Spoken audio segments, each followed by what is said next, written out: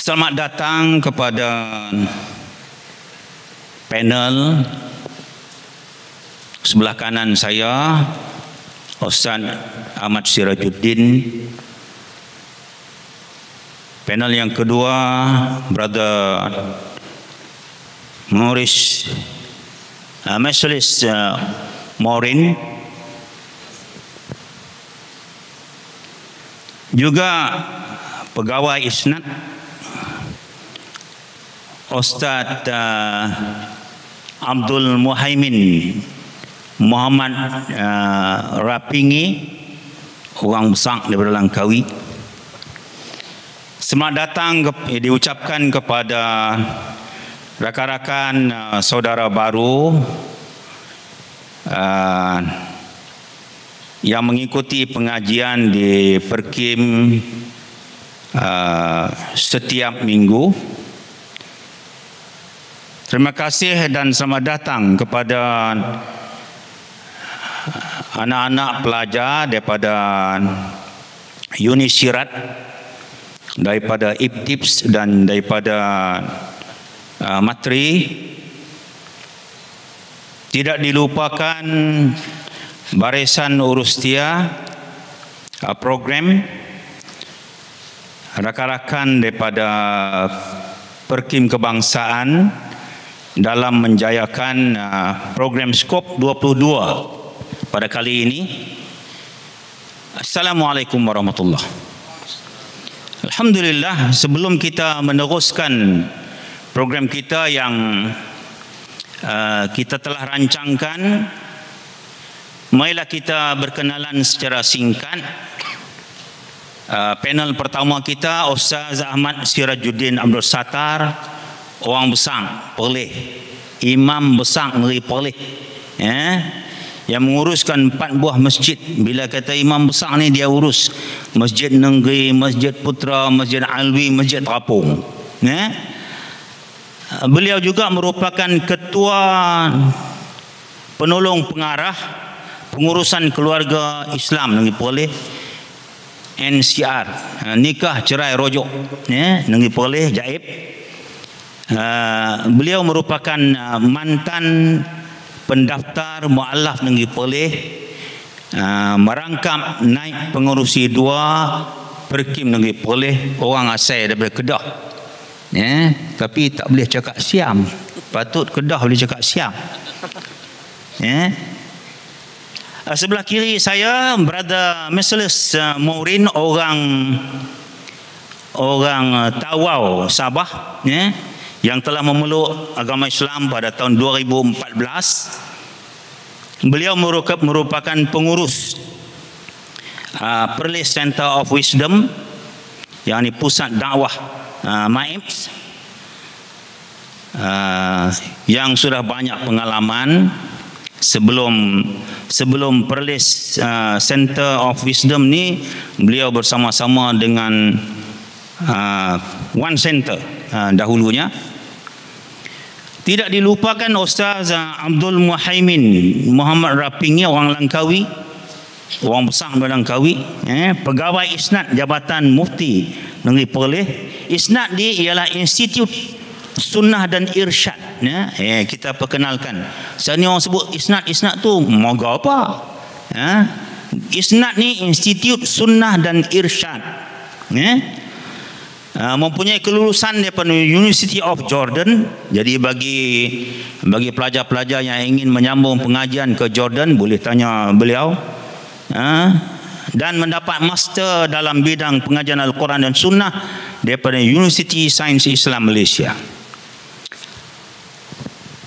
Saudara-saudari, tuan-tuan dan puan-puan, kita akan menguruskan perbincangan tajuk forum kita pada hari ini, peranan saudara baru dan masyarakat dalam penyatuan ummah, dalam siri 22 ini.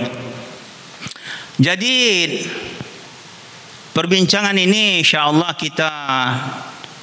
kita harapkan dapat berjalan 3 pusingan.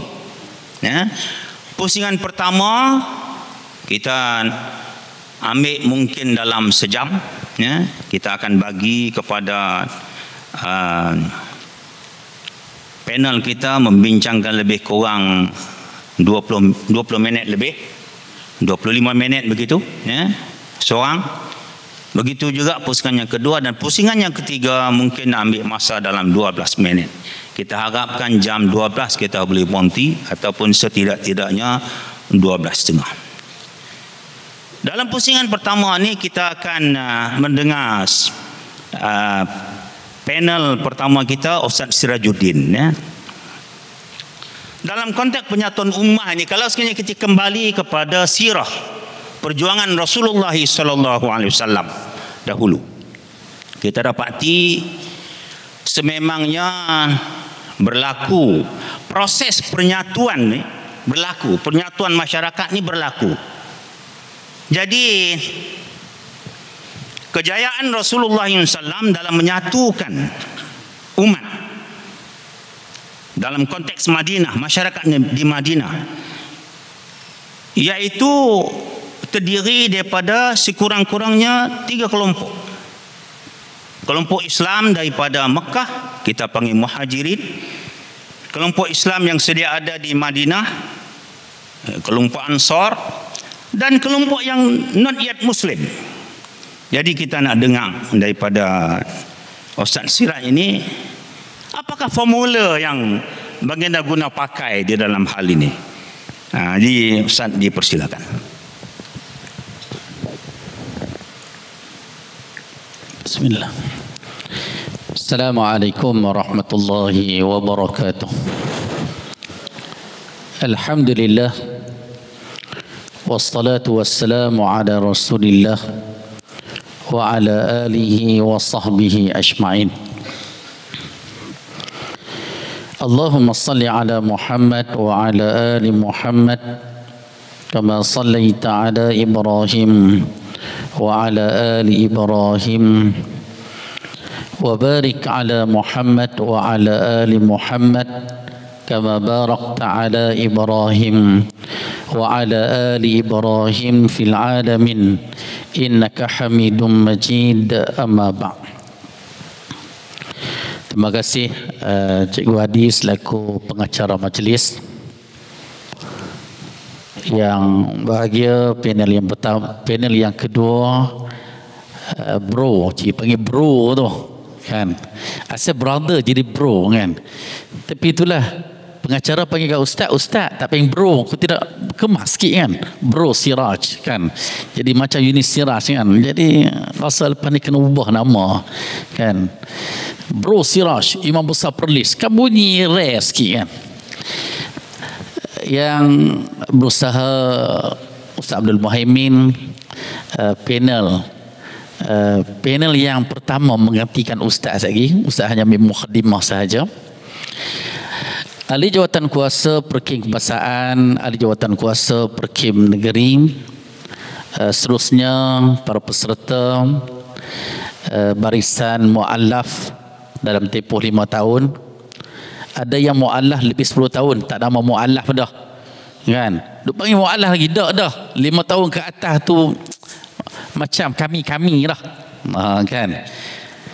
Dan adik-adik daripada Yunis Siraj, daripada Iftib, daripada Matri, dan mudah-mudahan Allah rahmati kita semua.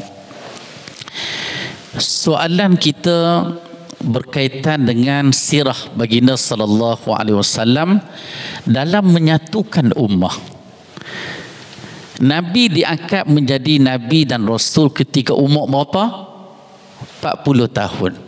Bila baginda wafat? Baginda wafat bila?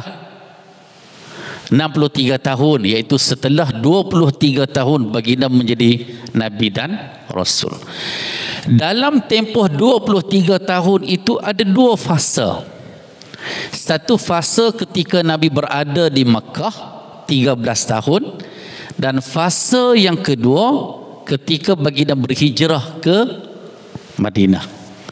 Fasa Makkah, fasa dakwah, fasa tauhid kan. Fasa di Makkah sangat berbeza dengan fasa di Madinah.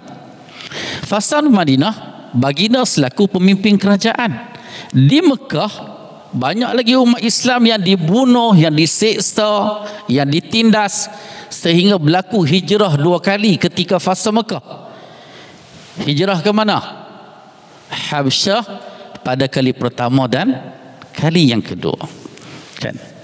Ustaz nak ambil tempoh yang lebih kurang dalam 5 hingga 10 minit je untuk nak buka sesi forum ni sebagai mukaddimah. Ada 5 perkara yang dikaitkan dengan sirah baginda Nabi SAW tentang penyatuan ummah ini. Yang pertama ialah, Ustaz ringkaskan dulu. Fasa Mekah ialah tauhid, akhlak dan ukhuwah. Fasa Mekah 3 perkara ni yang utama. Fasa Madinah, Nabi meneruskan dakwah, Nabi meneruskan ukhuwah, dan di Madinah ada 2 yang utama, iaitu sistem keadilan yang dibawa oleh baginda Nabi SAW, dan yang kedua dari sudut sistem sosial.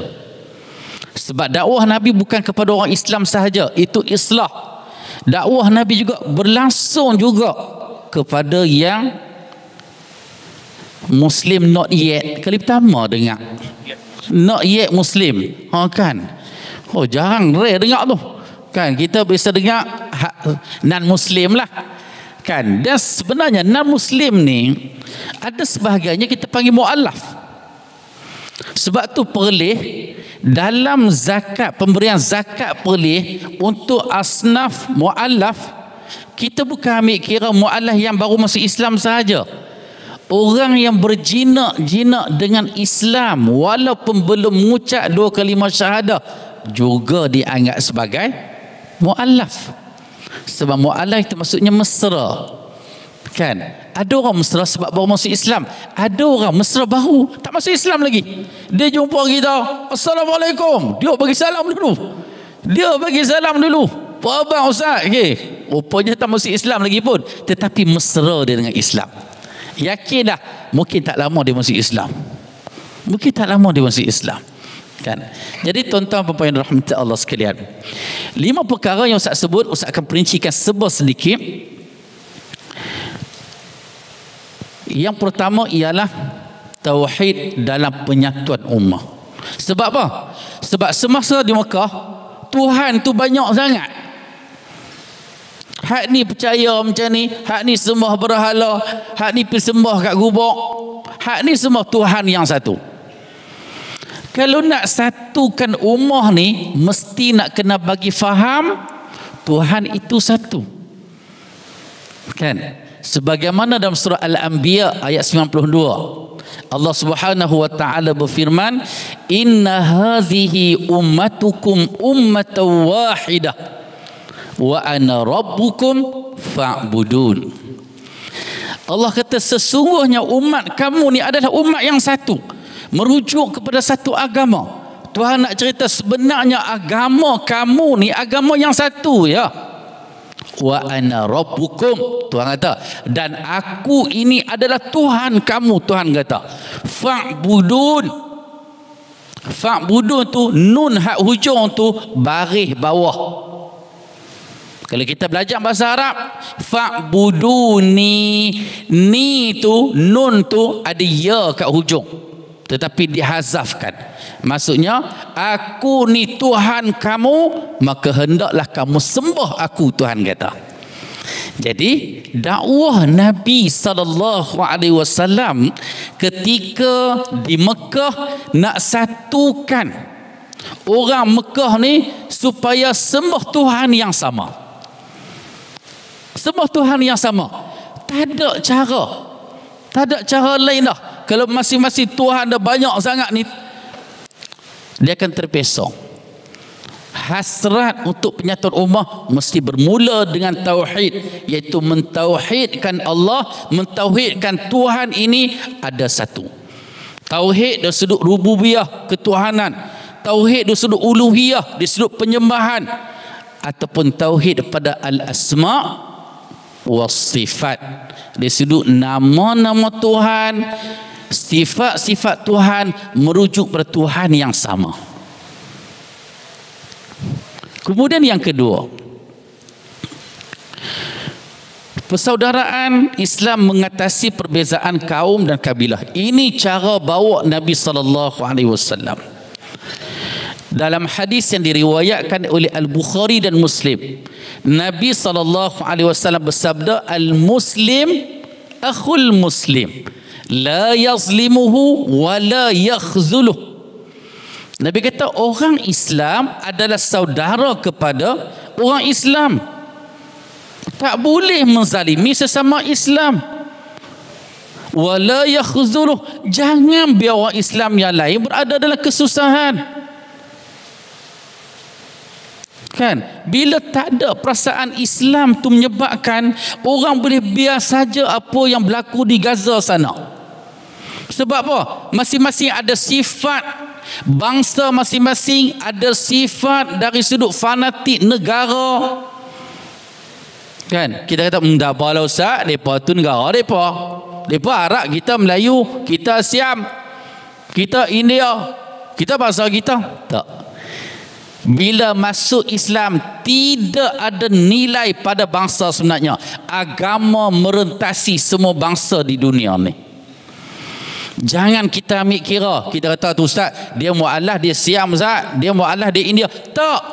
Walaupun Melayu ini adalah kelompok yang utama negara ni, bila kawan kita yang bukan sebangsa dengan kita, bila masuk Islam, Al-Muslim akhul Muslim, orang Islam saudara kepada Islam. Jangan menzalimi dia, jangan boleh biar tak tahu kat dia, dia susah ke apa, baby kat dia lah. Kan? Sebab tu agama meraihkan asnah yang mu'alaf. Bila dia tak ada duit, kita hak Islam lama ni membantu dia, tanggungjawab kita. Kan?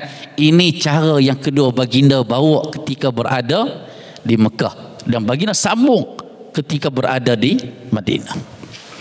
Yang ketiga, bagaimana dari sudut keadilan sosial dan kesamarataan. Kan? Bila dah kita rasa kita Islam, kawan kita hak baru masuk Islam, kita setaraf sebenarnya. Kita setaraf. Kan? Ada nilai di sisi Tuhan. Beza kita adalah takwa. Islam kita sama sebenarnya. Jadi ini cara dalam sirah bagaimana dizahirkan baginda Nabi SAW membawa satu keadilan sosial, membawa satu kesamarataan. Ada satu khutbah yang disampaikan oleh baginda Nabi SAW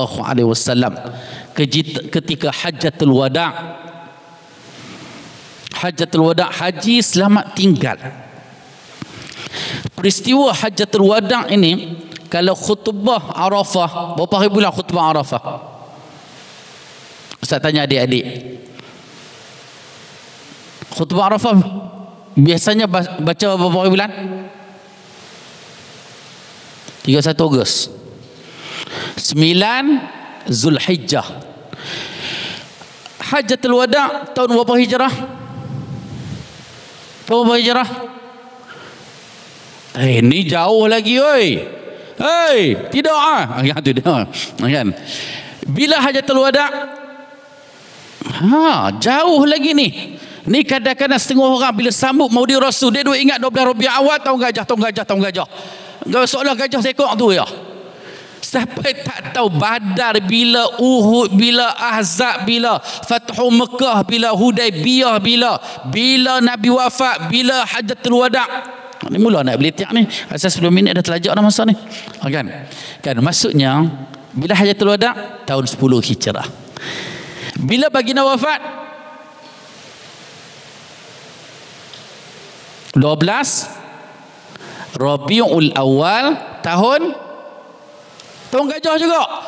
Tu dia lahir dengan wafat hari sama. Tahun 11 Hijrah.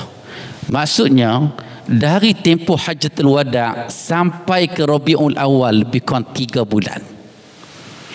Ini ucapan 3 bulan sebelum baginda wafat. Apa sabda baginda? Kan? Dalam hadis yang diriwayatkan oleh Imam Ahmad dengan sanad yang sahih. Nabi kata, ya ayuhan nas, ala inna rabbakum wahid wa inna abakum wahid, ala la fadla li arabiyyin ala a'jami wala li a'jami ala arabi wala li ahmar ala aswad wala li aswad ala ahmar illa bittaqwa. Nabi kata, wahai sekalian manusia, ketahuilah sesungguhnya Tuhan kamu Tuhan yang satu, bapa kamu bapa yang satu, semua daripada Adam laga. Kesamarataan tak? Tuhan yang sama, bapa yang sama. Lalu Nabi kata, ala la fadla li arabiyyin ala ajami, ketahuilah tidak ada kelebihan pada bangsa Arab terhadap bangsa yang bukan Arab. Wala li ajamiyin ala arabi, dan tidak ada kelebihan pada bangsa selain Arab ke atas orang Arab. Wala li ahmar ala aswad, dan tidak ada kelebihan orang yang kulit merah ke atas yang kulit hitam. Wala li aswad ala ahmar, begitu juga tidak ada kelebihan yang bangsa hitam kepada orang yang kulit merah. Kulit merah ni mungkin hak kulit putih kan, bila cubit merah dia. Kulit ustaz confuse juga, cubit kadang-kadang nampak merah, cubit kadang-kadang tak merah, maksudnya lebih kurang dekat dengan hitam kan. Illa bittaqwa, kecuali ketakwaan kepada Allah Subhanahu wa taala. Tak ada beza semua. Nabi wujudkan semua umat aku ni sama ya. Jangan duk belagak lebih lah hang bangsa ni. Jangan duk belagak lebih lah kulit hang macam ni. Jangan duk rasa lebih sangatlah hidung hang mancung lebih pada orang lain. Kata kat siapa ni? Nasib baik ustaz kata mancung, ustaz mancung juga kan? Tak ada beza. Beza daripada ketakwaan kepada Allah Subhanahu wa taala. Yang keempat, ustaz lebih masa ni. Ustaz ni sebenarnya ada rombongan daripada Majlis Agama Islam wilayah Andaman, datang melawat Perlis, sekarang ni dah ada kat Jabatan Agama kan. Okey, yang keempat, akhlak. Nabi tak cakap serupa bikin. Maksudnya Nabi tunjukkan akhlak kan, bukan Nabi cakap saja. Kita ni mungkin kadang kita cakap tak sama macam perbuatan kita. Sebab tu orang yang jujur, orang yang amanah, orang yang benar bukan pada perkataan semata-mata, dilihat kepada perbuatan dia. Ketika di Mekah, selain daripada Nabi ajak untuk mentauhidkan Allah, dakwah bilhal yang ada pada baginda Nabi SAW menjadi tarikan kepada musyrikin Mekah supaya mendekati Islam kan. Orang bukan Islam kenal kita, nak tahu kita baik ataupun tak bukan pada akidah kita, bukan pada ibadah kita pi masjid ataupun tak pi. Dia tak nilai situ, dia nilai pada akhlak kita. Janji kita dengan dia ditepati tak? Cara bercakap kita dengan dia nampak ada hormat tak?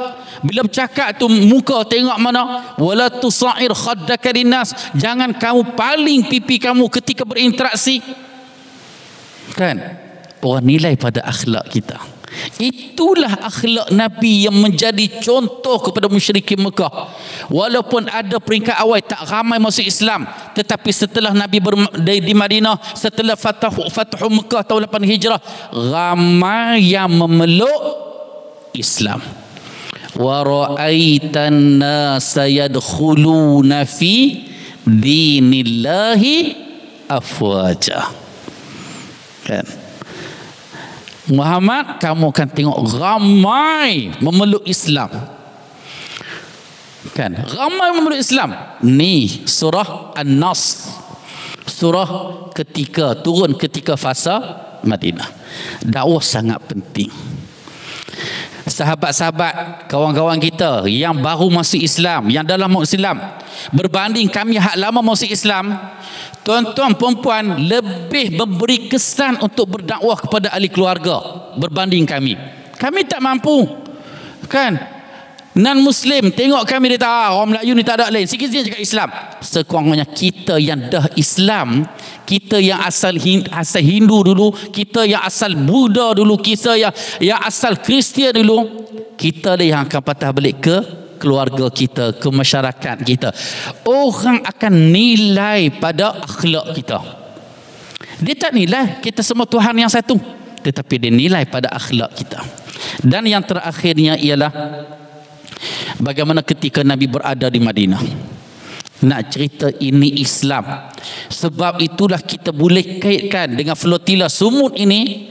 Ada 52 negara. Banyak negara itu negara yang not yet Muslim.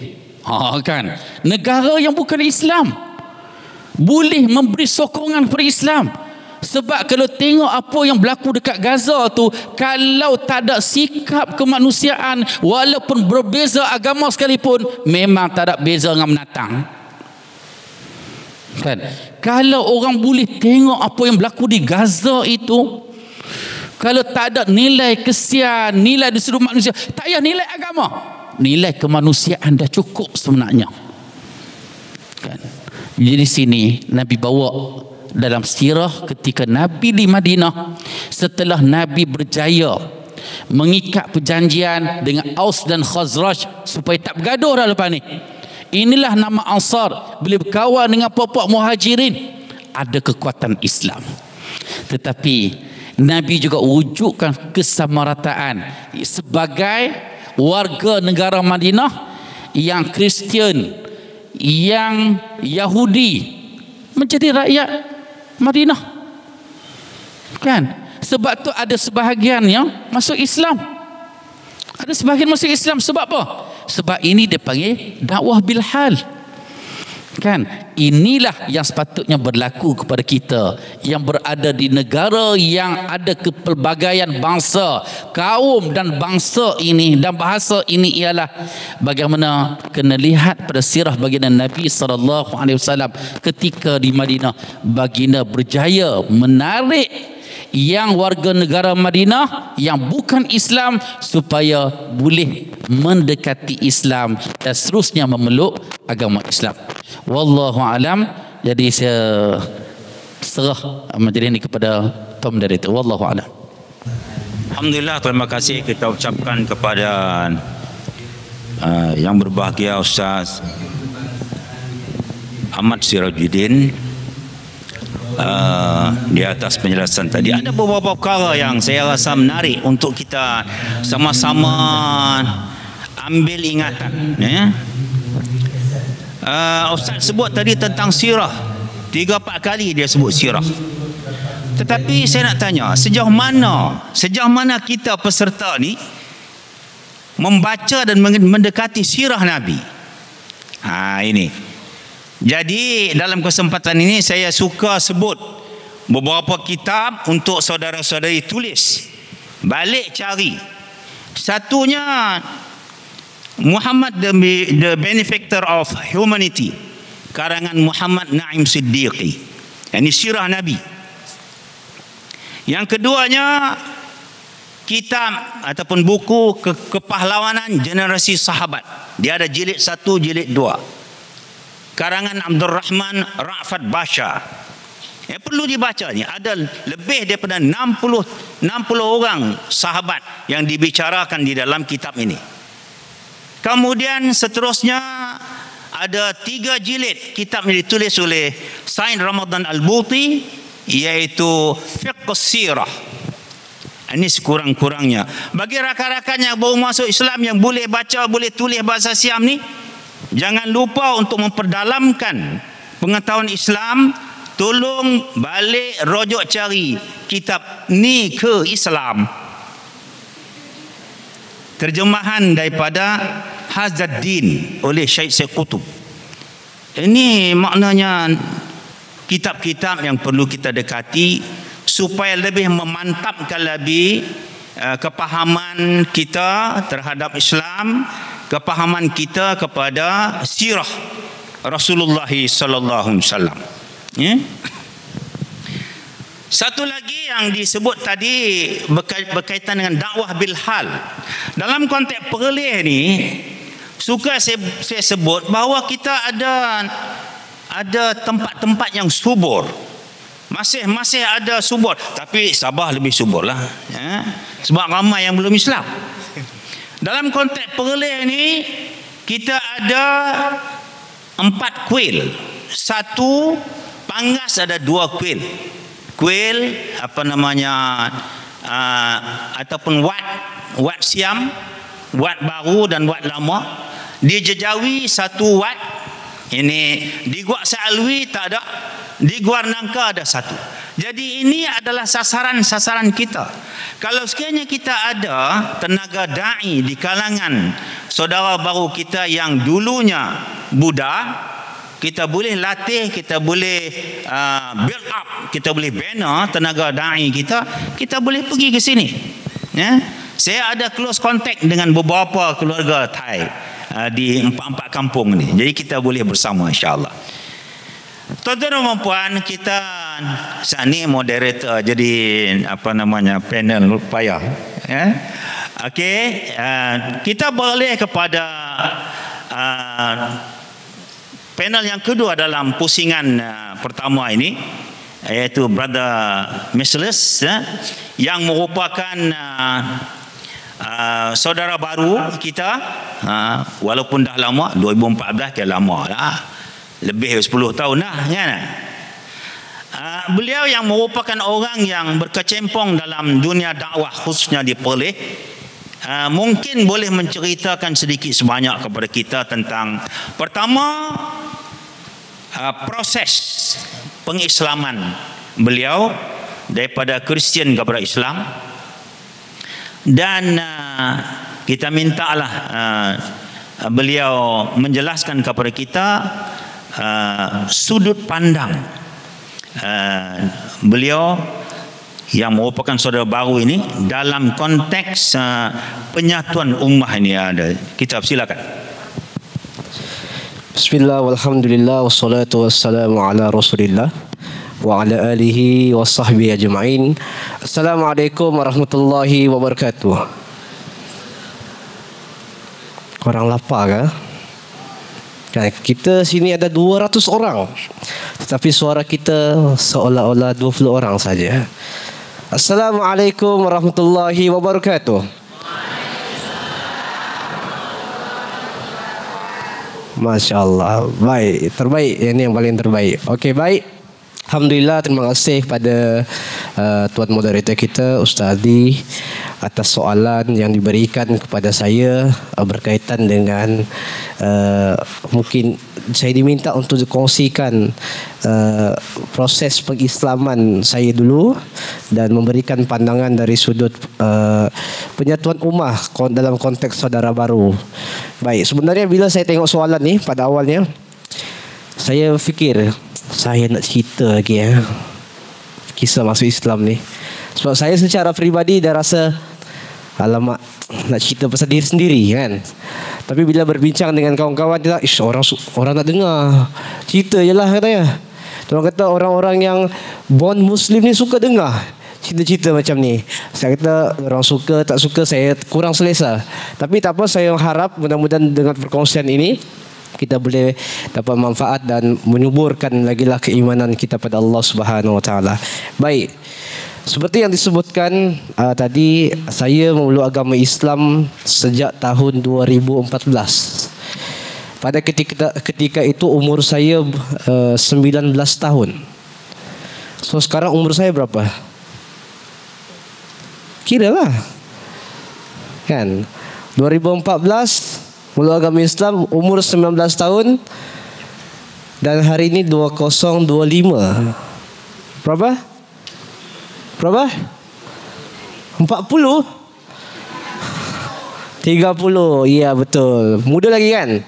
Muda lagi. Saya lebih muda dari Ustaz Muhaimin. Baik, alhamdulillah. Dahulunya nak dijadikan cerita, saya bercita-cita untuk menjadi seorang padri. Tahu padri? Tahu tak padri? Apa tu? Imam. Bukan imam besar kan? Imam dalam agama Kristian, Katolik. Dulu tak jadi ni. Tapi padri ni dia tak boleh kahwin. Alhamdulillah tak jadi juga. Sebab kita berminat untuk berkahwin. Dan kahwin lagi kan? Memeluk agama Islam 2014, pada tahun 2014 tu bukanlah satu keputusan yang mudah sebenarnya. Sebab pada awalnya, sebelum itu, biasa tak kita dengar cerita orang yang memeluk agama Islam ni, kalau ada anak yang memeluk agama Islam, ibu bapa dia akan menentang. Biasa kan? Ibu bapa dia akan halau anak dia ni. Kau masuk Islam, cut budget. Kau masuk Islam, jangan lagi, tak dapat harta warisan. Ditentang, betul tak? Baik, dalam hidup, dalam saya punya pengalaman, bila saya mula agama Islam, terbaliklah. Sebenarnya yang memulakan, yang mula memeluk agama Islam dalam keluarga saya ini adalah ibu saya. Siapa yang menentang? Anak yang menentang. Sebab anak dia nak jadi padri kan. So anak saya yang menentang. Kenapa ibu masuk Islam ni? Tahu ibu saya jawab apa? Ibu saya jawab very simple punya answer. Ibu nak bertobat, ibu nak percaya Tuhan tu satu sahaja. Agama Kristian pun percaya Tuhan satu kan? Saya bagi tahu kat mak saya. Mak saya respon pun santai je. Tak apalah, kau tak faham lagi, dia kata. Saya tak, apa yang tak faham? Siapa yang tak faham sekarang ni? Nak bertobat, pergilah mengaku dosa dekat padri. Marah. Saya betul-betul marah. Sehingga kan saya menghasut. Kata menghasut lah adik-beradik ni, supaya kita bagi tahu dekat ayah, supaya ceraikan mak. Sesungguhnya kita tidak lagi seiman pada ketika itulah. Baik.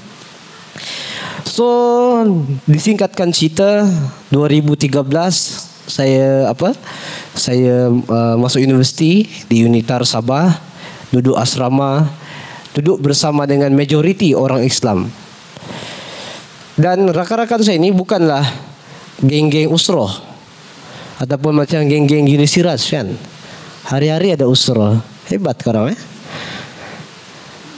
Tapi mereka selalu dengar ceramah dalam YouTube, dalam video YouTube. Tahun 2013. So satu masa tu saya terdengar satu video yang mereka pasang.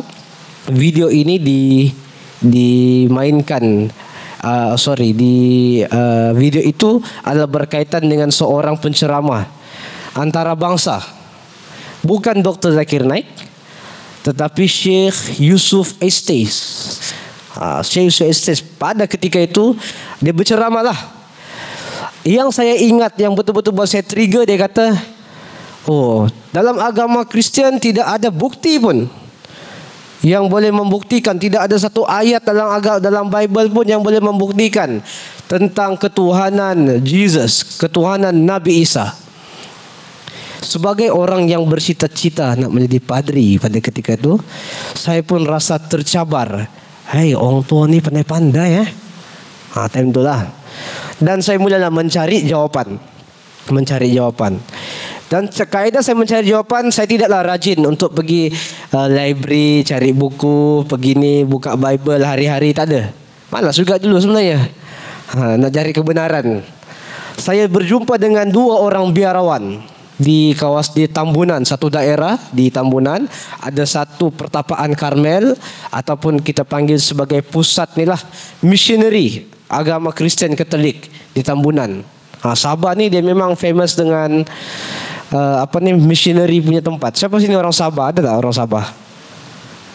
Satu, dua je. Tak apalah, kita rare di Perlis ni kan. So bila saya berjumpa dengan mereka, hampir 2 minggu lebih saya duduk dengan mereka, yang akhirnya saya diberikan jawapan. Bukanlah diberikan jawapan sangat, tapi diorang minta supaya saya tidak mencari. Janganlah mencari jawapan ataupun nak mencari bukti-bukti yang Jesus itu Tuhan. Nanti kamu hilang akal kamu, Marcellus. Nanti kamu hilang hati kamu, yang sesat hati kamu nanti. Dia kata, saya tak puas hati dengan jawapan tu. Saya yakin ada jawapan pada ketika tu. So saya rasa saya tak dapat cari jawapan. Saya pun fikir macam mana saya nak buatnya. Tak apalah, orang Kristian ni dia suka cari dia suka cari kelemahan orang Islam. Orang Islam ni dia suka cari kelemahan orang Kristian. So saya nak cari kelemahan Islam. Saya nak tibai dorang. Saya kata macam itulah. So saya fikir kalau saya nak tembak, saya kata Allah, nak tengok peribadi, karakter orang-orang Islam tak kuat. So saya kontak mak saya, boleh tak bagi saya Al-Quran? Saya nak cuba baca lah, padahal saya nak cari kelemahan. So saya dapatkan Al-Quran. Al-Quran mak saya bagi pun boleh tahan juga, besar dia bagi Al-Quran tu, terjemahan lah. Dan tu tak pandai baca bahasa Arab lagi. Baca, dapatkan Al-Quran. Kebiasaannya lah, kalau orang-orang dulu-dulu kita ni yang geng-geng saudara baru, kita tak tahu pun cara nak buka Al-Quran kan. Al-Quran ni kita buka daripada kiri ke kanan, betul tak? Kalau buku biasa kita buka dari kanan ke kiri. So itulah kaedah saya buka Al-Quran pada ketika itu, daripada kanan ke kiri. Bacalah, jumpalah surah Al-Ikhlas. Bila baca surah Al-Ikhlas, seolah-olah terjawab kekeliruan dalam kepala otak saya, yaitu tentang ketuhanan sendiri, tentang konsep ketuhanan. Ya, dalam surah Al-Ikhlas dijelaskan tentang Allah itu esa. Hanya kepada Allah kita bergantung, hanya pada Allah kita berharap. Dan Allah tidak mempunyai anak dan tidak diperanakkan, dan tidak ada sesuatu pun yang setara ataupun yang boleh menandingi Tuhan, yang boleh melebihi Tuhan. So menjawab, betul ni harus cakap. Tak boleh jadi ni, sesungguhnya ini bisikan syaitan. So kita nak cari kelemahan, keras kepala tentu. Orang kata hidayah tak sampai lagi lah kan. Kita nak belek-belek satu-satu ni, taklah rajin sangat, terbalikkan dia. Buka pula dari kiri ke kanan. Bacalah, jumpa surah Al-Fatihah. Baca surah Al-Fatihah terjemahan. Saya berhenti pada ayat Ihdinas siratal mustaqim. Tunjukkan kami jalan yang lurus. Tuan-tuan, perempuan, saya rasa time tu saya dah jumpa kelemahan orang Islam. Rupa-rupanya orang Islam tak tahu jalan. Time tu. Kenapa minta tunjukkan kami jalan yang lurus? Kenapa nak minta tunjuk? Kalau korang kata korang ni agama yang betul. Kalau korang nak pergi makan, apa makan sedap di Perlis? Sorry? Harum manis. Kita pergi makan ni lah, restoran Marhaba lah. Mudah-mudahan share ni belanja kita. Kita nak makan restoran Marhaba. Kita tak tahu jalan mana. Tunjukkan kami jalan ke restoran Marhaba. Kenapa korang minta tunjuk? Sebab apa? Sebab tak tahulah, sebab tu minta tunjuk kan. So itulah analogi saya pakai pada ketika itu. Saya pun jumpa dengan kawan saya di asrama. Kawan saya ni nama dia Yasir. Dia sekarang dia jadi doktor. Saya kata, Yasir, korang Islam rupanya tak tahu jalan kebenaran Sebab dalam Al-Quran korang kata tunjukkan kami jalan yang lurus. Maksudnya korang tak tahu jalan. Korang tak sedar ke selama ni? Time tu rasa macam aku paling hebat, missionary paling hebat time tu. Yasir ni, kawan saya ni, dia pun bukan seorang ustaz, bukan orang yang rajin mengikuti bengkel dakwakan dan sebagainya. Tapi cara dia respon very good. Dia puji saya. Wih, Marcellus, baguslah kau baca Al-Quran. Kata, mantap. Kata. Tapi kau tahu tak, nak baca Al-Quran ni dia ada dia punya cara-cara dia sebelum kau nak belajar Al-Quran ni. Ada disiplin dia. Kata. Yang pertama kau kena faham bahasa Arab. Yang kedua kau kena tahu konteks ayat tu. Kalau kita sebut sebab nuzul, tafsir tu lah. Barulah kau boleh faham macam mana maksud ayat tu. Saya rasa macam make sense disebut. Tapi saya rasa lantak pergilah kau. Yang penting saya dah tibai. Saya rasa lah saya tibai, sebenarnya tak ada pun. Biasalah, begitulah orang bukan Islam yang membenci Islam kan. Pada ketika itu. Baik. Saya teruskan lagi nak mencari kelemahan. Yang akhirnya saya rasa saya mula berfikir ketika saya baca satu ayat dalam surah An-Nisa. Tak silap saya. Dalam bahasa Arab, dalam ayat Al-Quran itu disebutkan Allah Subhanahu wa taala berfirman, wa khuluqal insanu dha'ifa. Dijadikan manusia itu dengan sifat yang lemah. Saya mulai berfikir, aku dari tadi baca ayat Al-Quran ini dia macam synchronize je banyak benda. Yalah, saya dapati Al-Quran ini dia bercerita tentang sifat manusia. Manusia ini ada kelemahan tak? Ada. Sejak kita lahir kita sudah ada kelemahan. Daripada kita baby, antara kelemahan awal kita adalah kita tak boleh bercakap. Kalau baby dia lapar, dia nak susu. Baby tu buat apa? Saya nak susu. Oh, lari mak dia. Kan? Tiba-tiba mak dia anak dia bercakap, ingat apa? Menangis. Baby tu akan menangis. Cara dia minta. Bila kita meningkat dewasa, still kita ada kelemahan dan sebagainya. Itu cara saya berfikir pada ketika itu. Dan yang akhirnya saya secara otomatik saya mengaitkan surah Al-Fatihah tadi. Kan? Allah Subhanahu wa taala berfirman, ihdinas siratal mustaqim. Ihdinas siratal mustaqim. Oh, patutlah orang Islam dia minta petunjuk jalan yang lurus. Sebab dorang sedar, dorang diajar manusia ni lemah. Saya dulu dalam agama Kristian ni, saya memang suka bab-bab teologi. Saya memang suka sifat nak kaitkan sifat-sifat manusia dalam agama ni. So bila saya jumpa ayat-ayat sebegini, saya dapati Al-Quran itu benar-benar memahami ataupun benar-benar tahu tentang manusia. Bagaimana kita nak mengatasi kelemahan dengan kita meminta pada Tuhan. Of course tidak secara detail, tetapi asasnya sudah ada. Tuan-tuan, pada ketika itu saya mula fikir, okey, konsep ketuhanan tadi dah settle lah. Memang jelas dalam agama Islam ni Tuhan itu satu. Tuhan tidak sama seperti makhluk, tidak sama seperti manusia. Mana mungkin seorang manusia itu boleh jadi Tuhan? Terjawab dah. Al-Quran itu bercerita tentang manusia. Sebagian ayat itu ada cerita tentang manusia. Ini menunjukkan kebenaran Islam. Macam mana nih? Itu soalan saya. Macam mana nih? Tuan-tuan, pada ketika itu saya fikir saya nak memeluk agama Islam. Tapi saya takut. Sebab saya dah beritahu dengan kawan-kawan saya dalam kelompok yang besar, aku nak jadi padri. Bayangkan kalau saya masuk Islam, habis. Saya kena kecam nih. Macam mana nih? Tapi jiwa tengah meronta nih. Yang akhirnya saya fikir, mungkin ayah saya boleh tolong kot. Kalau saya beritahu ayah saya dah Islam dah time tu. Mak ayah saya dah Islam. Saya pun kontak, ayah saya nak masuk Islam nih. Tapi boleh tak senyap-senyap je. Alhamdulillah, daripada Tawau dia ambil flight ke KK. Trup, sebab saya belajar dekat KK time tu, Kota Kinabalu. Dia turun, saya dibawa ke Hidayah Center, syahadah di Hidayah Center. Saya bagi tahu lah dekat orang, jangan bagi tahu orang ya. Nanti pelan-pelan saya bagi tahu. Esok saya masuk kelas kuliah. Tania, Tania. Apa nama Islammu? Alamak, kantoi. Cepat je berita tersebar. Baik, turning pointnya, apa yang saya ingin highlight. Saya memeluk agama Islam, of course yang pertama hidayah daripada Allah Subhanahu wa taala. Disclaimer, saya nak disclaimer. Walaupun saya cerita pengalaman ni, itu tidak menunjukkan saya baik. Ini sekadar pengalaman saya menuju Islam, memeluk agama Islam. Tapi doakan siapa tak nak jadi baik kan? Kita semua nak jadi baik.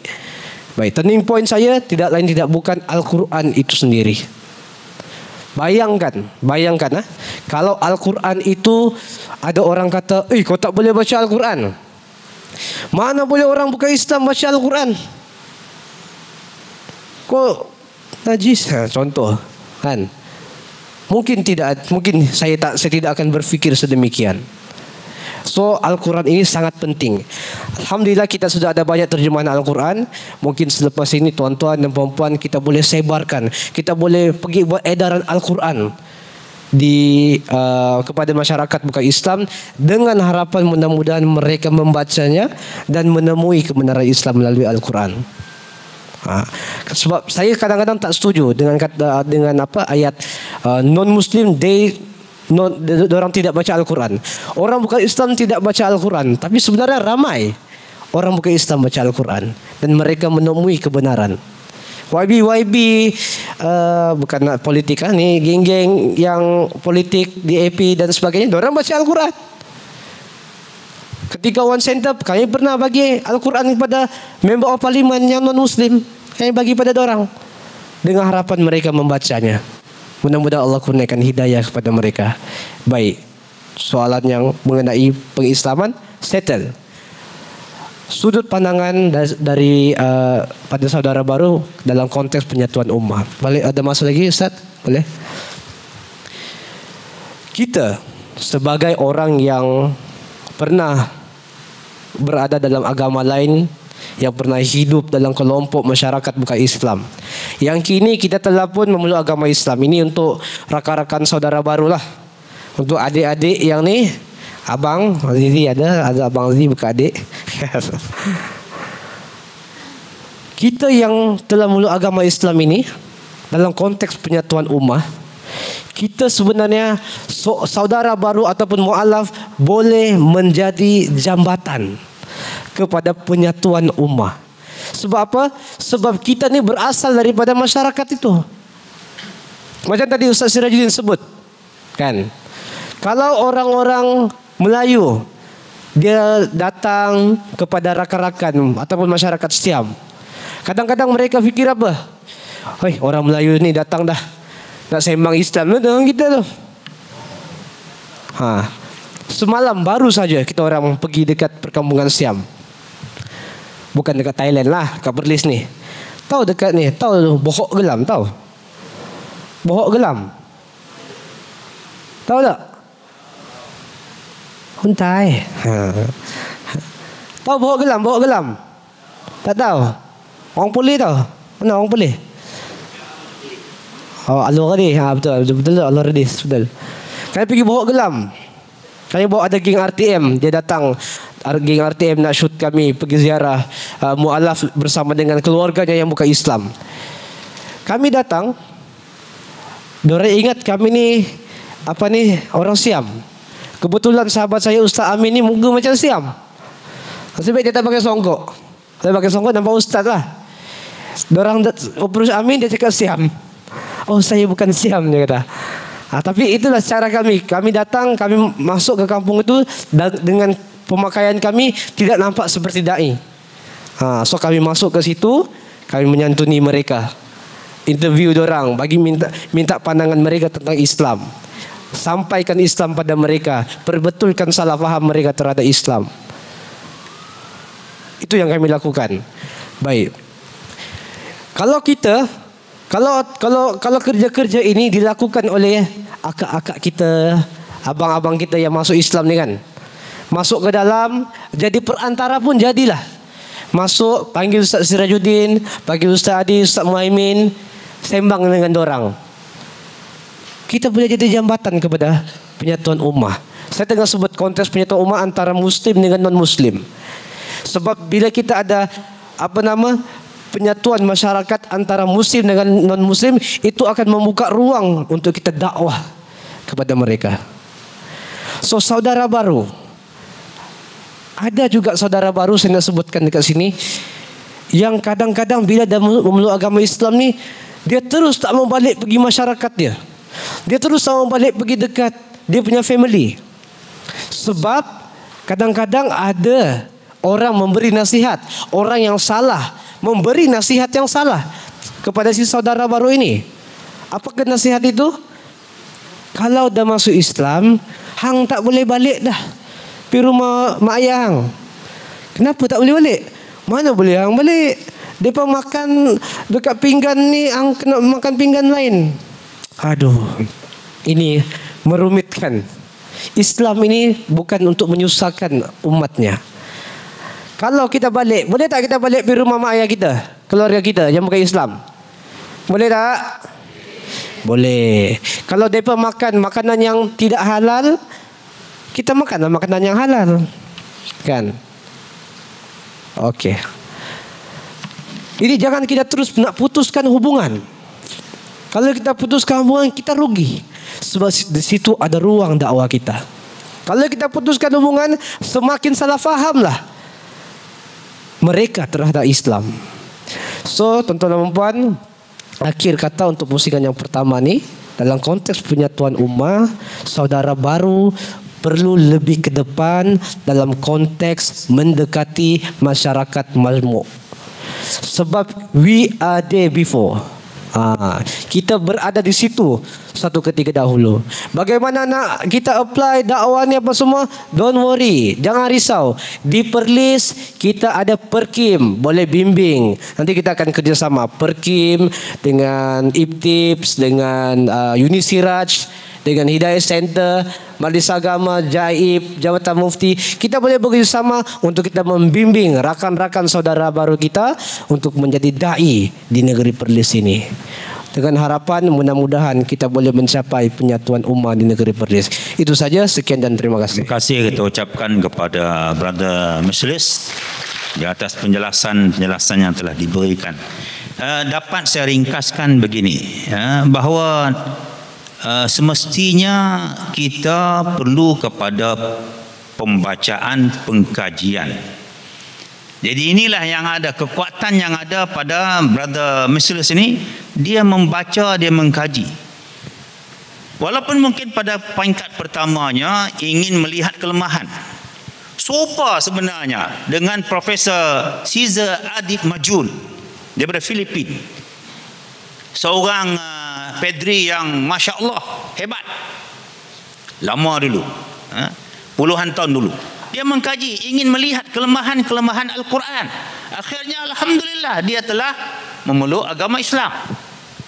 Begitu juga seorang India daripada Penang yang sekarang ini telah kembali ke rahmatullah, tetapi sebelum itu zaman Sarawaknya dipimpin oleh Abdul Rahman Yaakob. Beliau merupakan antara orang yang cukup penting dalam usaha untuk pengislaman di Sarawak, iaitu Haji Ayub. Haji Ayub ni India, tetapi aktif. Dia ni sebenarnya dilatih oleh pusat Kristian di Europe untuk menjadi ketua Kristian di Asia Tenggara. Tetapi akhirnya sebelum dia diijazahkan sebagai orang besar Kristian untuk Asia Tenggara ni, Allah SWT telah membuka hati dia. Di akhir tu, bila nak ijazahkan, dia cerita ni, dia kata dia diminta saya masuk satu bilik, kemudian letak tangan di atas satu benda yang dibalut dengan kain putih. Oleh kerana dia ni dekat dengan Tok Guru Kristian dia. Semasa Tok Guru Kristian dia ni tak ada, dia ni nak kaya, dia kata dia selongkang. Rupa-rupanya dia kata Al-Quran. Aku letak tangan kaku ni, dia kata atas Al-Quran. Maka dia kata daripada situ dia turn 360 darjah masuk Islam. Tu dia. Ni Tuan Haji Ayub. Saya sempat berjumpa dan bermesra dengan dia semasa saya belajar di Universiti Malaysia Sarawak. Merupakan orang Perlis yang pertama belajar di Universiti Malaysia Sarawak pada tahun 1994 dulu. 4 tahun saya ada di sana, saya bersama-sama dengan Tuan Haji Ayub. Alhamdulillah selesai round pusingan yang pertama. Mungkin kita bagi peluang kepada peserta untuk tanya satu soalan. Kuku ada saya ni kok terlupa Kalau ada soalan saya bagi peluang, ya. Silakan. 1 2 3 Tak ada? Faham belaka tu Okey, baik. Untuk pusingan yang kedua ini,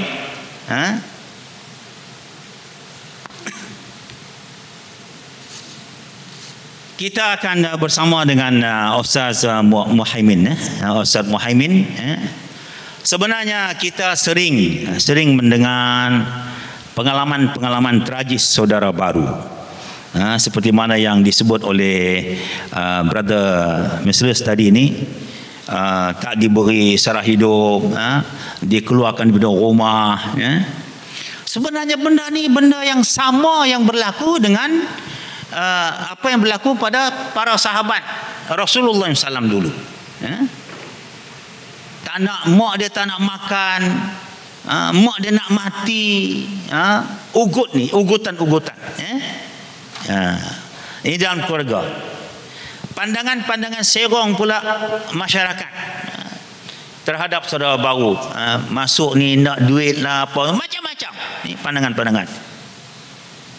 Persoalannya, kenapa hal demikian berlaku dan bagaimana kita nak tangkis imej negatif ni di dalam pemikiran masyarakat bukan Islam terhadap saudara baru ini. Jadi kita persilakan Ustaz Muhaimin. Bismillahirrahmanirrahim. Assalamualaikum warahmatullahi wabarakatuh. Alhamdulillahi rabbil alamin. Wassalatu wassalamu ala asyrafil anbiya'i wal mursalin wa ala alihi wa ashabihi ajma'in. Qala rabbi shrah li sadri wa yassir li amri wa hlul 'uqdatam min lisani yafqahu qawli, amma ba'. Tuan-tuan, puan-puan, adik-adik, nak panggil anak-anak, saya rasa macam tak apa lagi, rasa macam muda lagi kan. Walaupun Ustaz Marselius tadi dia kata dia muda lagi pada saya, tapi saya panggil anak-anak tu macam tak apa kenal kan. Adik-adik, kakak-kakak, abang-abang yang dirahmati Allah SWT sekalian, alhamdulillah pada pagi yang indah ini kita berada di sini. Saya sebagai panel simpanan. Panel asalnya Ustaz Sirajuddin. Jadi dia ada urusan, jadi ada panel simpanan. Dia macam main bola jugalah. Dia ada gantian. Baik, tuan-tuan dan puan yang dirahmati Allah sekalian. Kalau kita tengok menelusuri dalam Al-Quran bagaimana cabaran berbentuk kekeluargaan yang berkaitan dengan keimanan dan kekufuran. Cabaran itu dia bukan bermula pada kita. Dia tak bermula pada tuan-tuan. Saya lahir daripada keluarga Muslim, mungkin saya tak rasa cabaran itu. Dia tidak bermula pada keluarga tuan-tuan, tidak. Sebelumnya lagi, dia bermula pada keluarga para anbiya, keluarga para nabi. Kalau kita buka Al-Quran, kita jumpa bagaimana Nabi Nuh AS umpamanya, yang mana Nabi Nuh menyeru kaumnya untuk mengajak mereka memeluk agama Islam bersama mengikut syariat Allah Subhanahu wa taala. Dalam Al-Quran Allah sebut bahawa Nabi Nuh mengajak mereka lailan wa nahara, siang dan malam.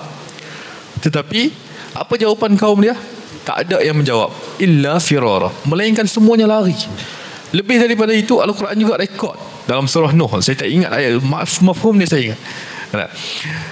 Dalam surah Nuh, kisah Nabi Nuh AS, kaum dia tutup baju-baju, letak tangan di telinga untuk apa? Untuk tak mau dengar apa yang didakwahkan oleh Nabi Nuh AS ini.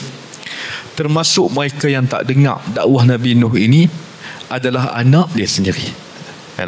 Kalau nak kira cabaran berkenaan dengan keluarga yang berkaitan dengan keimanan dan kekufuran itu, berkaitan Muslim dan bukan Muslim itu, Nabi Nuh AS telah awal dulu. Nabi Nuh ni Nabi nombor berapa? Kalau kita bilang tu kan, Adam, Idris, Nuh, khilaf lah. Sebahagian mengatakan nombor 3, ada yang kata nombor 2, begitu. Nabi Nuh awal lagi. Kita tengok bagaimana Al-Quran merakamkan detik-detik apabila Nabi Nuh AS bersama dengan kalangan kaum muslimin pada waktu itu. Apa peristiwa besar yang berlaku pada zaman Nabi Nuh? Banjir besar kan? Taufan, banjir besar.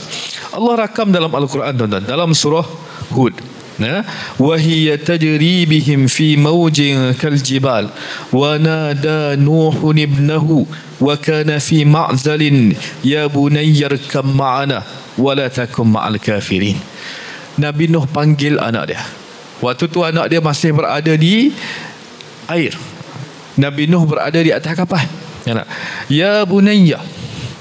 Wa nada Nuh ibnahu. Nabi Nuh panggil anak dia.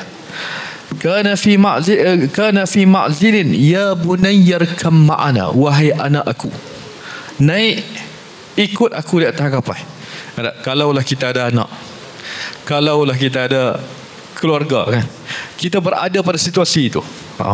Ini situasi gentar ni, situasi getir, situasi getir, situasi cemas.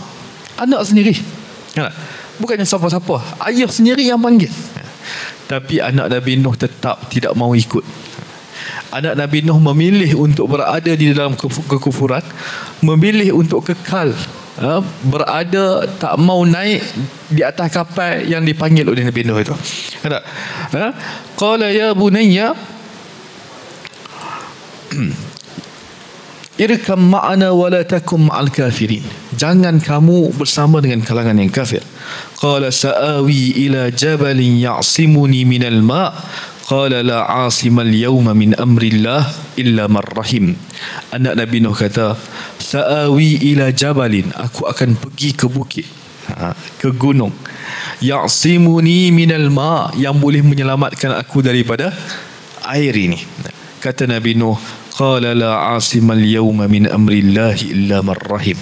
Hari ini tidak ada lagi yang dapat menyelamatkan diri melainkan siapa yang Allah rahmati. Lebih daripada itu tuan-tuan, Nabi Nuh panggil lagi. Wa nada Nuhur rabbahu faqala rabbi inna ibni min ahli wa inna wa'dakal haq wa anta ahkamul hakimin. Dalam dua ayat lepas itu, Nabi Nuh berdoa kepada Allah Subhanahu wa taala. Wa nada Nuhur rabbahu faqala rabbi inna ibni min ahli. Wahai Tuhan aku, itu anak aku daripada keluarga aku, kata Nabi Nuh. Dengar?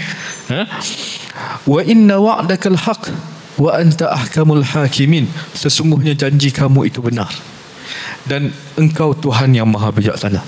Apa kata Allah SWT?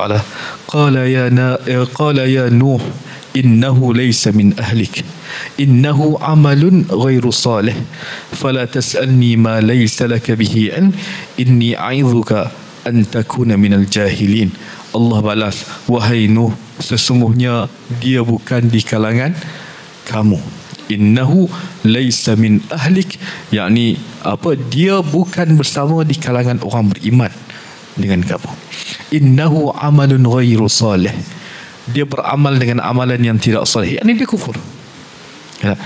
Fala tas'alni ma laysa laka bihi ilm, janganlah kamu minta kepada aku atas perkara yang engkau tidak tahu. Nah, itu Nabi Nuh alaihissalam. Selepas Nabi Nuh ada juga Nabi yang lain. Ada Nabi yang lain. Dalam ayat Al-Quran juga Allah merakamkan kisah antara Nabi Ibrahim dengan bapa dia. Bapa Nabi Ibrahim ini menyembah berhala. Nabi Ibrahim berdakwah kepada kaum dia untuk menyembah Allah Subhanahu wa taala. Allah rakamkan dialog antara anak dan bapa ini. Macam tadi Nabi Nuh panggil anak dia, Nabi Ibrahim pun sebenarnya menyeru bapa dia. Tadi bapa Islam, bapa berpegang dengan agama Islam, anaknya kufur. Ini anak berpegang dengan agama Islam, bapaknya kufur. Nabi Ibrahim alaihissalam. Wa idh qala Ibrahim li abihi Azar atattakhidhu asnaman alihah inni araka wa qaumaka fi dhalalin mubin. Allah sebut berkenaan dengan kisah Nabi Ibrahim. Apabila Nabi Ibrahim memanggil bapaknya Azar, wa idh qala Ibrahim li abihi Azar atattakhidhu asnaman alihah, adakah engkau menjadikan berhala itu sebagai Tuhan? Inni araka wa qaumaka fi dhalalin mubin, sesungguhnya aku melihat kamu dan juga kaum bapak dia lah maksudnya, berada dalam kesesatan yang nyata. Nabi Nuh AS juga berkaitan dengan family, berkaitan dengan kekeluargaan, berkaitan dengan laki bini. Ada dalam Quran, laki kufur, bini mukmin, ataupun bini kufur, laki mukmin. Ada juga, iaitu isteri kepada Nabi Nuh sendiri, juga isteri kepada Nabi Lut alaihissalam. Allah merakamkan juga kisah itu. Daraballahu masalan lillazina kafaru imra'ata Nuh wa imra'ata Lut kanata tahta 'abdaini min 'ibadina salihain fakhanatahuma falam yughniya anhuma minallahi syai'a wa qila dukhulan nar ma'ad dakhilin. Allah merakamkan bagaimana isteri kepada Nabi Nuh alaihissalam, imra'ata Nuh wa imra'ata Lut, dan juga pasangan isteri kepada Nabi Allah Lut. Kanata tahta 'abdaini min ibadina salihin, kedua-duanya berada di bawah dua hamba kami yang soleh. Siapa dia? Nabi Nuh dan juga Nabi Lut. Fa khanatahuma, tapi isteri mereka ini khianat, yakni tidak ikut ajaran yang dibawa oleh Nabi Nuh dan juga Nabi Lut. Kemudian kata Allah di akhirnya, wa qila dukhulan nar ma'ad dakhilin, masuklah ke dalam neraka bersama kalangan-kalangan yang mereka masuk neraka. Itu tuan-tuan adalah gambaran awal bagaimana pertembungan antara keimanan dan kekufuran yang berlaku dalam family, berlaku dalam kekeluargaan. Jadi bagaimana untuk kita hadapi perkara ini? Tuan-tuan, mungkin kita boleh kata cakap itu mudah, tapi keadaan sebenar itu susah kan. Tapi nak buat macam mana? Peristiwa-peristiwa yang berlaku itu dia memerlukan kepada kecekalan, pengorbanan yang besar, kesabaran yang besar. Macam Sa'ad bin Abi Waqqas. Sa'ad bin Abi Waqqas apabila dia masuk ke dalam Islam, Sa'ad bin Abi Waqqas apabila masuk ke dalam Islam, mak dia sendiri mogok. Mak dia sendiri mogok lapar, tak mau makan, tak mau minum. Sa'ad ini dah masuk pada Islam, dan Sa'ad ini terkenal sebagai orang yang taat kepada mak dia, taat kepada ibu bapa dia. Sehingga kata mak dia, qalat za'amta anna Allah wassaka biwalidayk wa ana ummuka wa ana amuruka bihadha. Dalam hadis riwayat Muslim, dia kata Allah itu, Tuhan dalam agama Islam itu suruh kamu taat kepada ibu, suruh kamu taat kepada mak kamu. Ana amuruka bihadha, aku ibu kami, aku ibu kamu. Wa ana ummuka wa ana amuruka bihadza, aku ibu kamu, aku suruh kamu buat begini dan begini. Yakni aku suruh untuk kamu patah balik ke dalam agama kamu yang kufur itu. Kalaulah kamu tak patah balik, aku tak mau makan. Mak dia cabaran yang besar, tuan. Bayangkan kalau kita berada pada saat itu, mungkin tak berubah agama lah, ataupun kita kata kita nak pergi jauh sikit, mak kata hang tak payah pergi lah. Kalau hang pergi juga, mak tak mau makan, patah balik kita, betul tak? Patah balik kita. Tapi itu yang berlaku, sehinggalah Allah menurunkan ayat Al-Quran, wa in jahadaka ala an tusyrika bi ma laysa laka bihi ilmun fala tuti'huma. Kalaulah mereka memaksa kamu an tusyrika ala an tusyrika bi ma laysa laka bihi ilmun fala tuti'huma, mereka memaksa kamu untuk kamu kembali syirik kepada aku, fala tuti'huma, jangan kamu taat kepada pasangan itu. Jadi semua kisah-kisah yang kita baca ini menunjukkan bahawa keimanan itu adalah nombor satu. Apabila kita dianugerahkan dengan nikmat iman, memeluk agama Islam, kembali kepada fitrah, maka itu adalah nombor satu. Adapun perkara yang berkaitan kekeluargaan, dia tetap menjadi keutamaan kita. Bukanlah maksudnya bila kita masuk agama Islam ni kita terus pindah rumah, tidak, terus lari rumah, tidak. Itu yang disebut, tuan-tuan, dalam ayat yang kita baca tadi, yang Allah selepas daripada ayat tadi Allah sambung dengan ayat wasahibuhuma fid dunya ma'rufa, dan engkau berdampinglah dengan ibu bapa kamu dalam keadaan yang makruf, dalam keadaan yang baik. Jadi kalaulah ini cara untuk bagaimana untuk kita berlawan, bukanlah maksud berlawan, macam mana untuk kita bersifat berkenaan dengan keluarga ataupun cabaran-cabaran yang dihadapi oleh keluarga dan bukan keluarga, oleh keluarga dan juga kawan-kawan. Bagaimana untuk kita berhadapan dengan situasi yang getir ini, situasi yang susah ini?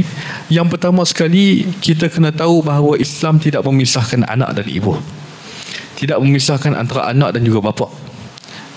Seperti pengalaman yang lebih besar yang diceritakan oleh saudara Muslim tadi, walaupun apabila dia convert ke dalam Islam, sebelumnya ayah tu convert tu kan, ayah dia bagi duit belanja tak dekat Muslim waktu tu, masih lagi bagi duit belanja. Maksudnya Islam tidak memisahkan ibu dan bapa pada perkara-perkara yang makruf. Jadi apabila kita memeluk Islam, kita juga kena tahu bahawa tanggungjawab kita sebagai anak itu masih ada. Tanggungjawab kita sebagai bapa ibu kepada anak kita yang mungkin belum Islam masih ada. Kita perlu berdamping dengan mereka pada perkara-perkara yang makruf, bukan pada perkara-perkara yang mungkar pada situasi itu. Yang kedua tuan-tuan, kita disuruh juga untuk berdakwah dengan dakwah yang baik, berdialog dengan dialog yang baik. Bukan tuduh menuduh, tidak, bukan kecam mengecam, tidak, tetapi berdakwah dengan dakwah yang baik. Ud'u ila sabili rabbika bil hikmah wal mau'izatil hasanah wajadilhum billati hiya ahsan. Ayat yang familiar lah, yang selalu kita dengar. Dakwahlah ke arah Tuhan kamu, ila sabili rabbika bil hikmah, dengan penuh hikmah, wal mau'izatil hasanah, dan juga dengan penuh pengajaran yang baik. Wajadilhum billati hiya ahsan. Kalaulah perlu kepada perdebatan, berdebatlah dengan elok-elok. Janganlah sampai memutuskan silaturahim, jangan. Sampai bergaduh-bergaduh, jangan.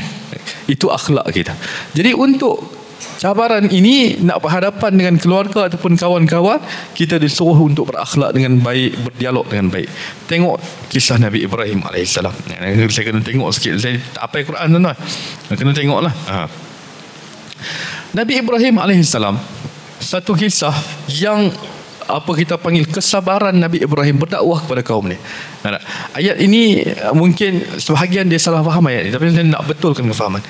Nabi Ibrahim dulu dikatakan dia menyembah bulan bintang. Tahu pernah dengar?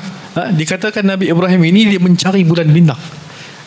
Apabila masuk waktu malam, dia tengok bintang kelihatan.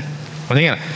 Dia tengok bintang kelihatan, dia kata haza rabbi, ini adalah Tuhan aku. Kemudian apabila bintang habis, naik pula bulan, dia kata haza rabbi, betul kan? Haza rabbi, ini adalah Tuhan aku. Kemudian bila bulan pula tak ada, naik pula matahari, yakni siang, daripada malam menjadi siang, naik pula matahari. Haza rabbi haza akbar, ini Tuhan aku, ini lebih besar. Tuan-tuan, sebahagian orang mungkin salah fahamlah ayat ni, ataupun mungkin ramai di kalangan kita salah faham. Kita tak faham bahawa Nabi Ibrahim ni cari Tuhan. Dia tengok bintang, dia tengok bulan, dia tengok matahari, seolah-olah Nabi Ibrahim pada waktu itu belum tahu siapa dia Tuhan. Jadi dengan sebab itu dia pun mencari. Tapi kalau kita tengok susunan ayat ni, turutan ayat ni, kita dapat tahu bahawa Nabi Ibrahim AS sebenarnya telah pun beriman kepada Allah sebelum itu lagi. Sebab itu Nabi Ibrahim berdakwah kepada bapa dia pada ayat yang sebelum. Kemudian Nabi Ibrahim berdakwah kepada kaum dia dengan penuh hikmah. Ini ayat ni, dengan penuh hikmah. Dia duduk bersama dengan kaum dia itu, kalaulah saya boleh sebut 24 jam lah tuan-tuan, tanpa henti. Daripada bermulanya malam sampailah masuk pagi esok, sampailah ke malam balik.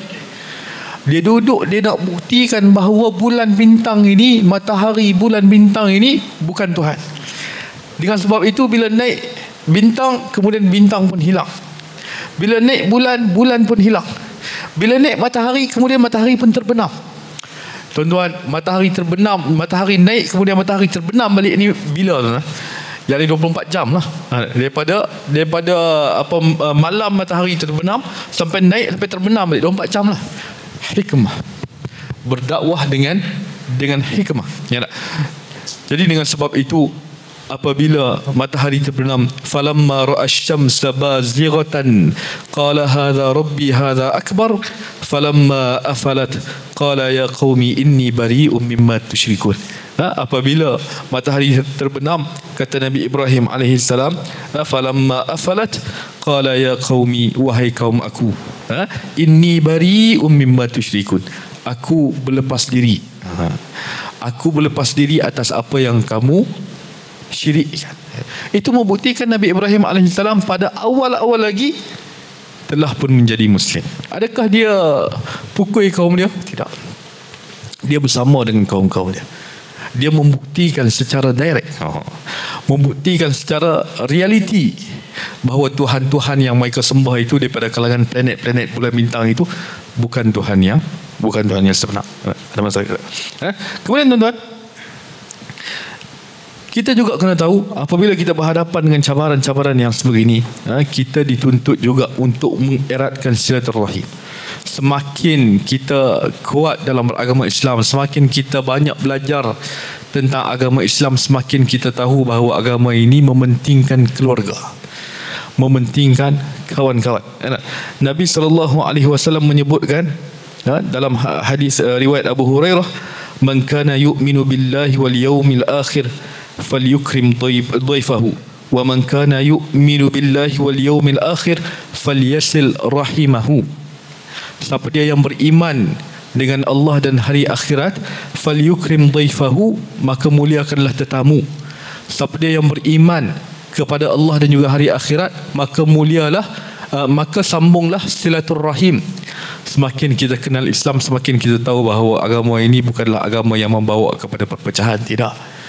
Tetapi agama ini agama yang menghubungkan silaturahim.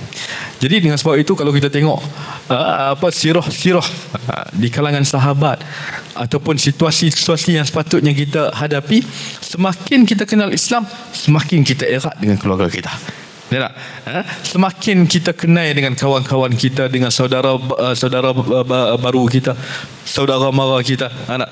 Nabi Muhammad SAW apabila berhijrah daripada Mekah, mereka di Mekah, mereka adalah komuniti yang minoriti. Mereka ditindas. Quraisy itu menindas mereka. Apabila mereka berhijrah, pergi ke Madinah, yang mereka tak tahu dekat Madinah itu apa ke depan ni nak berlaku, tak tahu. Benar tak? Macam kita lah, kalaulah kita disuruh untuk keluar Malaysia, pergi ke satu tempat yang kita tak tahu, macam mana kita punya perasaan meninggalkan tanah air kita, tempat kita membesar. Itu yang dihadapi oleh Nabi SAW dan juga para sahabat. Pergi ke Madinah, mereka disambut di kalangan orang Madinah, orang Ansar. Orang Ansar sambut mereka dengan penuh elok, menghubungkan silaturahim antara mereka, menghubungkan, menyambut hubungan silaturahim, keakraban antara mereka. Itu yang disebut oleh Allah Subhanahu Wa Taala di kalangan orang mukmin itu adalah bersaudara. Jadi selagi mana kita kenal kepada agama Islam, yang pertama sekali kita sebut bahawa itu tidak bermaksud kita berpisah dengan keluarga, tidak. Bahkan itu bermaksud kita semakin erat hubungan kita dengan keluarga. Ana khairukum li ahlihi wa ana khairukum li ahli, kata Nabi sallallahu alaihi wasallam. Sebaik-baik kamu adalah orang yang paling baik dengan keluarga kamu, dan aku adalah orang yang paling baik kepada keluarga aku. Dan juga kalaulah perlu kepada dialog dengan harmoni yang tidak membawa kepada perpecahan. Saya ingat moga-moga menjawab soalan apa yang dipertanyakan oleh moderator tadi. Wallahu alam. Alhamdulillah. Demikianlah tadi penerangan penjelasan yang diberikan oleh Ustaz Muhaimin. Bagi saya ini adalah satu cabaran kepada rakan-rakan pelajar ataupun adik-adik pelajar kita daripada ketiga-tiga institusi pengajian ini, bagi mempersiapkan bekalan dengan dalil-dalil yang diberi, dalil Al-Quran, dalil hadis, dalil sirah yang telah diberikan oleh Ustaz Muhaimin ini. Kalau boleh balik buat homework, kemudian bekalkan kepada rakan-rakan atau bekal kepada diri kita, bekalkan kepada rakan-rakan untuk kita jadi modal bagi melancarkan kerja-kerja dakwah di tempat di mana kita boleh laksanakan. Satu pendekatan yang masya-Allah lelaki kufur, isteri mukmin, isteri kufur, suami mukmin dan sebagainya. Benda-benda ni penting. Kemudian bagaimana nak laksanakan dialog antara kita dengan orang lain. Jadi maknanya perkara-perkara ni perlu kita sama-sama bina kepahaman ini, insya-Allah. Masa dia sangat mencemburui kita, hampir 12 dah. Jadi kita dalam pusingan yang kedua ni kita melihat pandangan dan pendapat daripada saudara ni majlis kita pula. Kita tahu bahawa saudara baru kita ni amat penting diambil berat, diambil berat. Dari segi pengajian mereka, dari segi kebajikan mereka, mereka yang telah menghadapi ataupun ditimpa musibah. Pun begitu ada juga saudara baru kita ni yang telah berjaya dalam bidang akademik.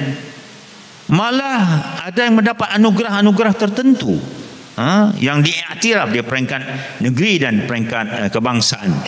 Ada yang cemerlang sehingga menjadi profesor dalam bidang-bidang mereka yang tersendiri. Jadi dalam hal ini kita sebenarnya perlu melihat apakah peranan yang perlu kita lakukan dalam masyarakat Muslim untuk membantu saudara baru kita ni dalam mengharungi hidup selaku seorang Muslim ini. Ya, silakan. Bismillah, alhamdulillah. Baik, saya cuba memberikan ulasan dengan masa yang singkatlah, insya-Allah. Baik. Peranan, apakah peranan yang mungkin boleh dimainkan oleh masyarakat kita dan juga institusi Islam mengenai sokongan terhadap golongan saudara baru yang memeluk agama Islam? Apabila mereka memeluk agama Islam, mereka mengalami cabaran, kan? Ada di kalangan mereka yang mengalami kesusahan. So ada mungkin tindakan-tindakan yang perlu dilakukan. Baik. Sebelum saya pergi kepada peranan itu, saya nak kita melihat realiti. Apakah cabaran-cabaran ataupun ujian-ujian yang lazimnya dihadapi oleh golongan saudara baru kita ni apabila mereka memeluk agama Islam. Saya nak sebut dalam konteks yang paling dekat di negeri Perlis. Kalau di negeri Perlis, kebanyakannya yang kalau orang-orang muda yang memeluk agama Islam ni, orang-orang muda, kita sebutlah orang-orang muda kan yang mungkin remaja, belajar di universiti, and then nak memeluk agama Islam. Ada di kalangan mereka yang nak memeluk agama Islam, adalah pemeluk agama Islam sebenarnya, tetapi mereka tidak berani untuk memberitahu ahli keluarganya. Terpaksa menyembunyikan status Islamnya bertahun-tahun. Bahkan ada sehingga hari ini dalam kes kami di Perlis Center of Wisdom masih lagi disembunyikan status Islamnya. Padahal rumah keluarga dia ni, rumah mak air ni tu dekat ni je, dekat IPG tu sahaja. Saya tak nak sebutlah siapa. Kan nanti apa pergi cari, apa pergi abak pula kan. Baik. So apa yang kita perlu lakukan bila ada kes sebegini, ada mu'alaf yang dia takut untuk memberitahu ahli keluarganya? Kadang-kadang saya lihat ada tindakan-tindakan yang kurang tepat dilakukan oleh mungkin orang yang dia kurang pengetahuan ataupun pengalaman menguruskan kes-kes saudara baru. Kan antaranya adalah dia menyokong tindakan si mu'alaf itu untuk kekal bagi tidak memberitahu ahli keluarganya sampai bila-bila. Dek kerana takut nanti dipukul, nanti dimarah, di-cut allowance, dibuang keluarga. Tadi Ustaz Muhaimin baru dia sebutkan kan, tentang ibu bapa, tanggungjawab ibu bapa, anak-anak ibu bapa dan sebagainya. Realitinya, tuan-tuan dan puan-puan, kalaulah si anak itu ada buat kesalahan lah. Kalau anak kita lah, nak tanya ibu-ibu ni, dengan ayah-ayah. Kalau anak kita lah buat salah, dia buat satu kesalahan lah, besar lah kesalahan tu, kita nak buang tak anak kita tu daripada silsilah keluarga? Kita suruh tak, hang jangan lagi guna nama aku di belakang. Mulai hari ni hang bukan anak aku. Kita nak tak cakap macam tu? Mesti tak kan? Paling kalau kita cakap pun mungkin dalam keadaan kita marah sangat. Kita marah sangat. Tapi jauh di sudut hati kita, kita mesti nak anak kita tu jadi yang terbaik. Betul tak? Begitulah juga dengan apabila ada anak yang memeluk agama Islam, ibu bapa dia menentang. Ibu bapa itu pasti di jauh sudut hatinya pasti akan rasa dia tetap anakku. Mungkin ibu bapa itu tidak faham. So di sini peranan masyarakat penting. Dan sebagai Muslim yang berada dalam bidang ini ataupun yang mungkin yang berminat dalam bidang pembangunan mu'alaf, dakwah non-Muslim ini, dia kena ada sifat yang berani. Dia kena ada jiwa yang kental.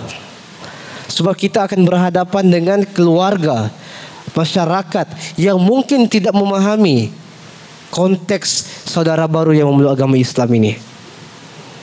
Saya ceritakan sedikit pengalaman ketika kami berjumpa dengan keluarga yang dia tidak setuju anak dia memeluk agama Islam. Kami datang ke rumah mereka. Kami dah minta izin lah, bukan datang tiba-tiba. Kita datang, kita plan untuk datang untuk ziarah. Bila kami datang, kami membawa hadiah dan kami akan menerangkan pada mereka tentang status anak dia yang Islam dan meminta supaya mereka tidak tidaklah membuang anak itu disebabkan dia Islam. Kadang-kadang kalau benda itu terlalu agresif, berlaku situasi yang agak tegang, ya kita perlu libatkan juga lah sometimes penguatkuasa sebab itu untuk menjaga keselamatan. Tapi paling penting dekat sini adalah kita menerangkan kepada ahli keluarga mereka bahawa bila anak memeluk agama Islam, hubungan tidak akan terputus. Tidak akan terputus sama sekali. Ini peranan masyarakat. So masyarakat kita kalau ada kes sebegini, jangan kita buat senyap. Jangan kita sokong membabi buta. Tapi kita memberikan motivasi kepada saudara baru untuk berani memberitahu ahli keluarganya tentang status Islamnya. Itu pun kalau sesuai. Kadang-kadang ada kes, betul lah, kita tidak nafikan ada kes. Kalau ada yang memeluk agama Islam, betul-betul keluarga ini dia terlalu agresif sehingga dia fikir nak membunuh anak dia. Ada berlaku kes ini. Memang wujud. So kita perlukan penilaian pada kes itu. Okey.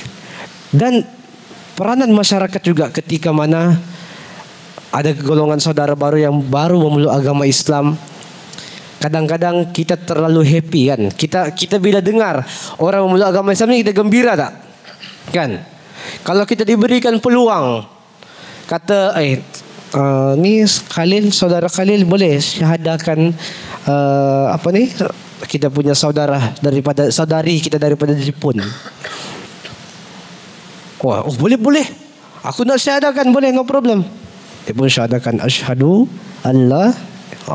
Settle syahadah. Kan? Tapi bila si mualaf itu ada masalah, apa kita buat?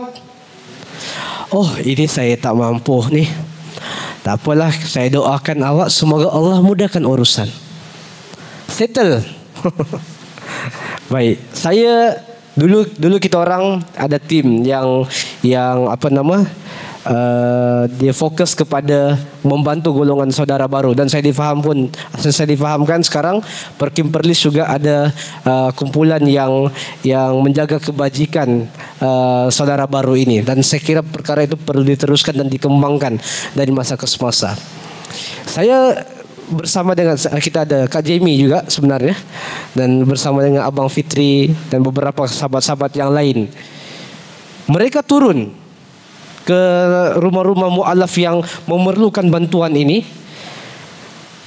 Cuba membantu mereka, cuba memahami apakah masalah yang dihadapinya. Kadang-kadang masalah itu bukan kita boleh faham hari ini. Kadang-kadang kita tak boleh selesaikan hari ini. Dia jangka masa yang panjang. Bayangkan, ini situasi sebenar. Kalau tidak ada orang yang nak membantu mu'alaf, yang dia bila memeluk agama Islam, ibu bapa dia ni yang non Muslim menentang. Dia stres je. Apa akan jadi?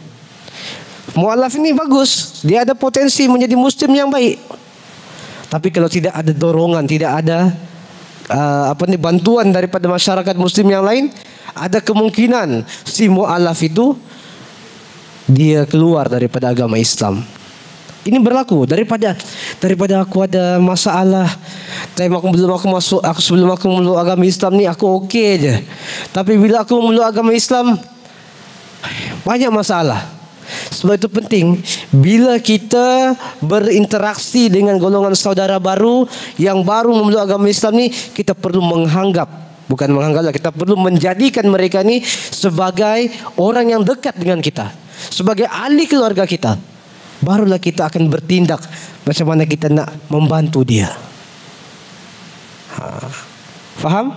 Boleh ini mungkin untuk adik-adik kita yang di Unisiraj, Iptips, Matri. Kan, kalau kita ada berjumpa dengan golongan saudara baru, kita kena bantu dia macam kita ahli keluarga kita. Dan semestinya ada satu elemen yang penting ketika mana kita ingin membantu golongan saudara baru, yaitu elemen sayang.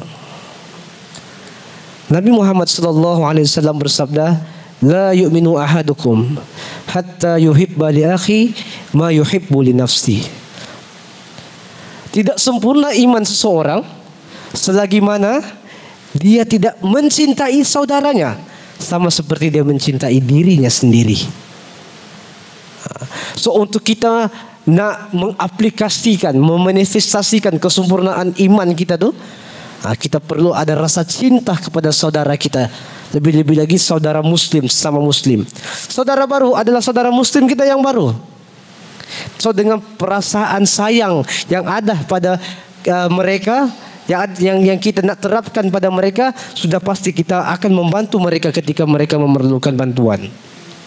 Dan bantuan ini, tuan-tuan dan puan-puan, bukan bantuan wang ringgit sahaja, tetapi juga bantuan dari sudut sokongan moral. Ini saya nak pesan, jangan sikit-sikit dengan mu'alaf ni kita bagi RM10, bagi RM5, bagi RM10. Kadang-kadang mereka tak perlu pun, tapi mereka perlukan sokongan moral. Orang memerlukan motivasi. Yalah, golongan saudara baru ini, mereka daripada keluarga yang bukan Islam. Tiba-tiba memeluk agama Islam, kena biasakan situasi yang baru.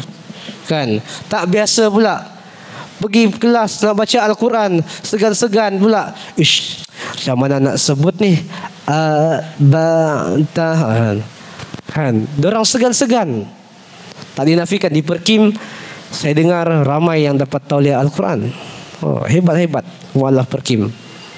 Kan? Ada menjadi guru Al-Quran dah. Itu antara motivasi-motivasi yang telah diberikan oleh tim Perkim Perlis sehingga mereka boleh menjadi guru Al-Quran. Dan perkara ini sangat penting, tuan-tuan dan puan-puan. Kalau tidak ada dorongan, peranan kita untuk memotivasikan mereka, untuk mereka hidup bersama dalam masyarakat Muslim, ya sudah pasti mereka akan tenggelam dan mereka akan rasa tekanan untuk mereka menjadi seorang Muslim. Baik, itu peranan kita sebagai mungkin secara individu. Apa pula peranan yang boleh dilakukan oleh institusi Islam ataupun NGO ataupun Jabatan Agama Islam di negeri Perlis? Saya boleh katakan kita punya sokongan NGO, agensi kerajaan, kita boleh kata top 100% memberikan sokongan yang penuh kepada golongan saudara baru. Golongan saudara baru di negeri Perlis memeluk agama Islam yang mendaftar Islam di negeri Perlis, Majlis Agama Islam dan Adat Istiadat Melayu Negeri Perlis memperuntukkan zakat kepada orang yang baru memeluk agama Islam. Yang baru meluk agama Islam akan dapat sagu hati sebanyak RM3,000. Akan diberikan secara beringkat melalui Jabatan Agama Islam Negeri Perlis. Selepas itu, mereka perlu ke kelas perkim setiap hari, Isnin hingga Jumaat. Isnin hingga Jumaat ada je kelas. Ada sahaja kelas. Sabtu Ahad pun ada juga kelas di Masjid Tuanku Said Putra. Ini menunjukkan institusi Islam di negeri Perlis mempunyai sokongan gerakan yang sangat bagus dalam membangun golongan saudara baru. Dan insya-Allah selepas ini pula kita akan bekerjasama dengan pelbagai agensi ini yang ada di negeri Perlis ini untuk kita membentuk golongan saudara baru untuk menjadi dai di negeri Perlis. Tadi Ustaz Adi dah sebut dah kawasan mana Siam ni, Wat Siam A, Wat Siam B, Wat Siam C. Kan, Ustaz Adi ni dia rajin masuk kampung. So selepas ni golongan saudara baru kita pula akan masuk ke kampung-kampung Piku Bang 3, Bohok Gelam, Bohok mana lagi yang ada. Kan, untuk kita menyantuni masyarakat non-muslim di situ, kita menyampaikan mesej Islam pada mereka. Ini mungkin peranan-peranan NGO, peranan-peranan agensi-agensi kerajaan dalam menyokong golongan saudara baru. Dan kita juga mengharapkan di negeri Perlis ni kita boleh ada satu akademi yang khusus untuk kita membina dai di kalangan saudara baru. Ya, kita sudah ada Unisiraj, IPTIPS kan.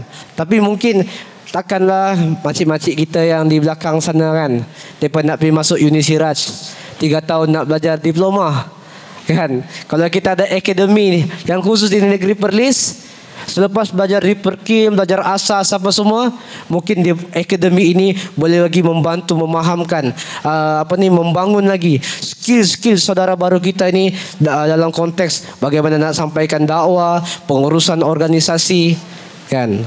Dan kita mengharapkan jugalah golongan saudara baru ini agar semua kita ni boleh support orang, boleh menjadi pemimpin di masa akan datang. Pemimpin organisasi masa akan datang. Saya secara peribadi, saya tak nak duduk lama dekat Perlis Center of Wisdom. Kan? Ini macam eksklusif ini je ni. Han. Jangan bagi tahu Datuk. Saya mengharapkan ada pelapis.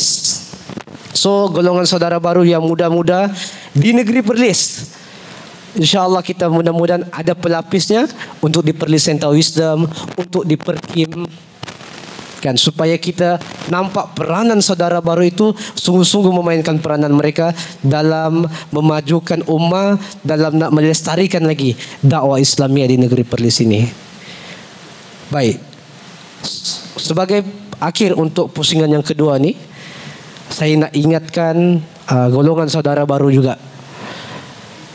Kita walaupun kita meluk agama Islam, kita melalui pelbagai cabaran, kita melalui pelbagai rintangan, ujian. Kita perlu ingat, kita perlu bergantung sepenuhnya dengan Tuhan. Kita perlu ada kebergantungan kita pada Allah Subhanahu Wa Taala.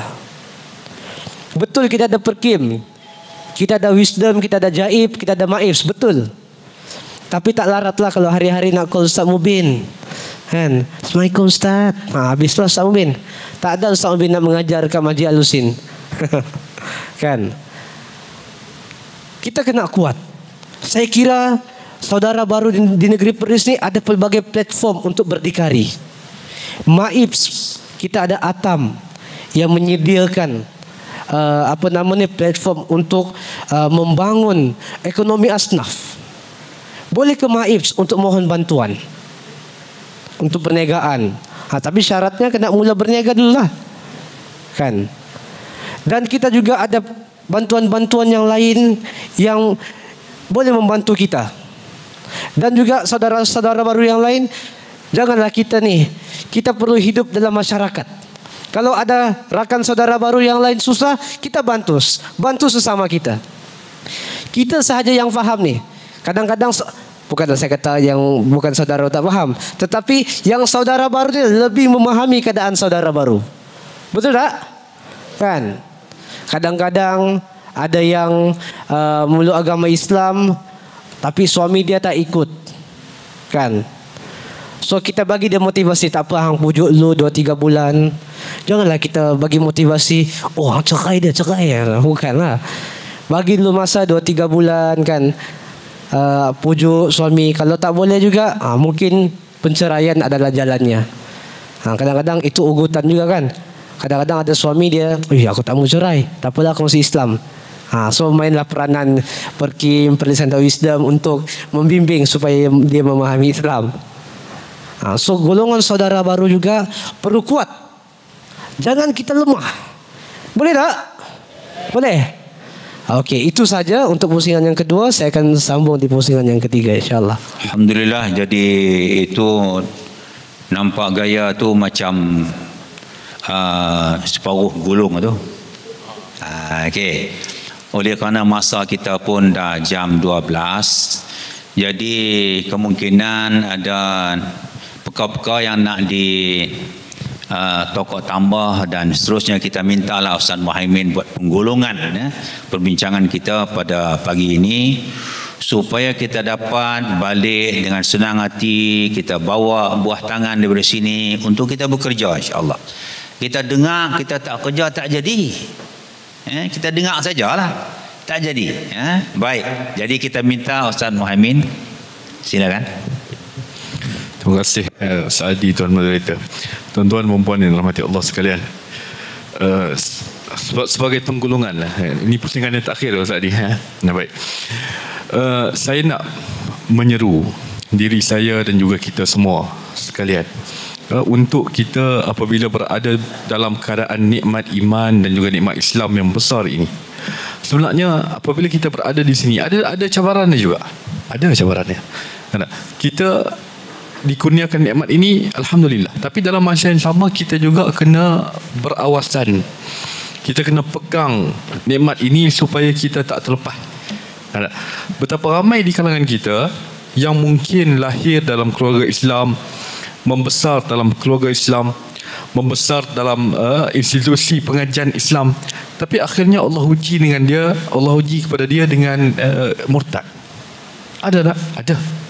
Jadi dengan sebab itu tuan-tuan, kita dituntut untuk berdoa kepada Allah Subhanahu wa taala, ya muqallibal qulub, tsabbit qalbi ala dinik. Wahai Tuhan yang membolak-balikkan hati, tsabbit qalbi ala dinik. Kukuhkanlah hati aku di atas agama kamu. Rabbana la tuzigh qulubana ba'da idh hadaitana wa hab lana min ladunka rahmah. Wahai Tuhan kami, jangan engkau pesongkan hati kami selepas engkau bagi hidayah, petunjuk kepada kami. Bila kita baca dalam surah Al-Fatihah, ihdinas siratal mustaqim, setiap kali rakaat solat kita baca surah Fatihah. Adalah surah yang paling banyak yang kita baca dalam sehari. Kita baca hari-hari itu, adakah bermaksud kita ini Muslim kemudian jadi kufur, kemudian kita minta hidayah balik supaya jadi Muslim balik, kemudian kufur balik? Tidak, bukan begitu. Tetapi surah ini ataupun ayat tadi secara khususnya, ihdinas siratal mustaqim, adalah ayat yang menuntut supaya hidayah itu dikekalkan dalam hati kita. Dituntut supaya petunjuk itu berkekalan dalam hati kita sehingga ke akhir hayat kita. Begitu. Macam itulah doa-doa yang lain. Antaranya doa beri, Allahumma inni as'alukal huda wat-tuqa. Bukanlah maksudnya kita ni berada dalam kekufuran sampai kita kena minta hidayah hari-hari ni. Bukan begitu. Tapi maksudnya adalah kita minta supaya hidayah petunjuk Allah Subhanahu wa taala itu kekal dalam diri kita, semakin menebal, semakin utuh, semakin kukuh. Kita sebagai seorang yang berakidah Ahlussunnah wal Jamaah, kita pun percaya bahawa iman itu bertambah dan berkurang. Bertambah dengan amal soleh, berkurang dengan maksiat dan juga keburukan. Jadi apabila kita berada dalam situasi yang berawasan begini, maka sepatutnya menjadi tanggungjawab kepada kita untuk berdoa kepada Allah Subhanahu wa taala agar keimanan kita itu berkekalan sehingga ke akhir zaman. Allahumma ahyini 'alal Islam wa amitni 'alal iman. Wahai Tuhan aku, kalaulah aku hidupkanlah aku dalam Islam. Apabila aku matikanlah aku dalam iman. Sebab kedua-dua ni tak boleh berpisah. Islam itu dia berkait dengan amalan secara zahirnya. Sebab itu rukun Islam yang kita tengok itu, dia ada solat, dia ada haji, dia ada puasa dan sebagainya. Semua itu merujuk kepada apa? Merujuk kepada amalan. Jadi dengan sebab itu Nabi SAW menyebut, bila kita hidup, minta hidup kita itu dalam keadaan Islam. Hikmah dia supaya kita ni kekal terus beramal soleh. Apabila kita mati, kita dituntut untuk mati dalam iman. Sebab apa? Sebab daripada keislaman, amalan yang kita buat berterusan itu, dia sebenarnya membawa kepada buah kita mati dalam keadaan iman, kita percaya kepada Allah Subhanahu Wa Taala. Kemudian tuan-tuan, saya nak sebut sikit, jangan takut untuk buat perubahan dalam diri kita. Apabila kita sudah daripada sesuatu usaha, daripada satu level, kita dituntut juga untuk berusaha dengan masuk kepada peringkat yang lain. Mestilah ada kesusahan, ada susah, ada pengorbanan kita. Fa inna ma'al usri yusra wa inna ma'al usri yusra fa idza faraghta fansab, kata Allah Subhanahu Wa Taala kan. Apabila kamu melakukan kesusahan, sesungguhnya dalam kesusahan itu ada kesenangan. 2 kali Allah repeat ayat ini. Inna ma'al usri yusra, dalam kesusahan itu ada kesenangan. Yakni mungkin pada awal-awal ini, pada permulaan kita kenal Islam ke, ataupun permulaan dalam satu perkara ke, susahlah hati kita ni. Kawan-kawan lama dah kena tinggal, keluarga lama dah kena kecam, kena ancam dan sebagainya. Tetapi kesusahan itu Allah jamin di sana ada kesenangan. Dan kalaulah kita berjaya melalui kesusahan, masuk kepada selesai kepada suatu perkara, kita dituntut untuk tidak berhenti situ. Teruskan istiqamah, konsisten dalam melakukan suatu perkara. Teruskan lagi. Fa iza faraghta fansab. Yani kalaulah kamu selesai daripada suatu urusan, suatu perkara, maka fansab, usaha lagi, pergi lagi ke tempat yang lain, pergi lagi ke next level, supaya hidup kita ni terus maju. Ihris ala ma yanfa'uka wasta'in billahi wa la ta'jiz. Dalam hadis Nabi SAW, bersungguh-sungguhlah ala ma yanfa'uka, atas apa yang bermanfaat kepada kamu. Wasta'in billah, mintalah bantuan kepada Allah. Wa la ta'jiz, jangan lemah. Kalaulah saya boleh bagi satu contoh, seorang tokoh yang mungkin tuan-tuan kenal, saya pun kenal tokoh yang terkenal juga di tanah air ni, Profesor Dr. Farid Ravi Abdullah, Profesor Datuk, Dr. Farid Ravi Abdullah. Dia cerita, dia ni mu'allaf, pada awalnya mu'allaf, daripada tak erti baca Quran sampailah sekarang ni dia profesor bidang Al-Quran, bidang tafsir. Saya kenal ni waktu di Jordan lah. Waktu saya buat degree tu, dia buat PhD. Saya kenal. Daripada dia baca Quran merangkak-rangkak, dia kata waktu dia mula-mula masuk Islam itu, ialah bulan Ramadan, orang ada tadarus Al-Quran, dia pun pergi join tadarus. Dia pergi join tadarus itu, dia kata mula-mula tu dia baca Quran merangkak-rangkak. Kepala tadarus itu kata, esok tak payah mai dah lah, teruk kami ni, tak habis-habis ni, duk pusing-pusing tak habis-habis ni, lambat. Tak apa, bagi pelaju dulu, lepas tu baru mai balik. Dia cerita. Jadi lama-kelamaan dia itu menjadi pembakar semangat kepada dia, untuk terus baca Quran, mengaji, sampailah akhirnya dia lancar. Akhirnya dia lancar baca Quran. Sampailah dia masuk, dia mai pula sekali lagi pada tahun selepasnya. Saya tak pasti setahun lepasnya ataupun beberapa tahun lepasnya, dia pergi terkejut kepala tadarus itu. Sampai dia kata, lepas ni hang pula leading jadi kepala, aku tak mau jadi kepala dah. Sampailah ke penghujungnya, orang yang mula-mula merangkak tak erti baca Quran dihalau daripada halaqah waktu itu kan, sebab merangkak itu. Akhirnya dia menjadi profesor dalam bidang Al-Quran, yang boleh mentafsir Al-Quran. Jadi itu menjadi suatu pencetus semangat kepada kita untuk kita terus berusaha. Kalau gagal hari ini, usaha lagi. InsyaAllah setiap usaha kita itu akan ada balasannya yang berbaloi, yang akan diberikan oleh Allah SWT. Saya ingat itu saja yang saya boleh khatamkan, simpulkan untuk pada hari ini. Berusaha terus jaga nikmat iman, nikmat Islam yang kita ada pada hari ini, dan terus berusaha untuk memajukan diri sendiri. Wallahu alam. Wassalamualaikum warahmatullahi wabarakatuh. Alhamdulillah. Waalaikumsalam warahmatullahi wabarakatuh. Tuan-tuan dan puan-puan, peserta-peserta forum perdana kita, moderator ni pun nak kena tumpang juga sikit kan. Dia pun nak gulung juga. Cumanya saya minta peserta-peserta muda ni daripada institusi-institusi kita ni, dalam nak memantapkan pemahaman dakwah ni, kena balik rojok buku Usul Dakwah Dr. Abdul Karim Zaidan. Dia telah diterjemahkan menjadi dasar-dasar ilmu dakwah. Ada 2 jilid. Yang kedua, kitab Kaifa Nad'u ila Islam, bagaimana kita menyeru kepada Islam, ditulis oleh Mujahid Fathayakan, juga telah diterjemahkan ke dalam bahasa Malaysia. Kemudian satu lagi, masa depan untuk Islam, Al-Mustaqbal li hadzal din. Ini kitab-kitab ni cukup perlu, cukup penting untuk kita membacanya. Kemudian sebenarnya kita perlu kepada satu pasukan untuk buat kerja-kerja dakwah ni. Kerana Al-Quran beritahu, wal takum minkum ummatu yad'una ilal khair wa ya'muruna bil ma'ruf wa yanhauna 'anil munkar wa ulaika humul muflihun.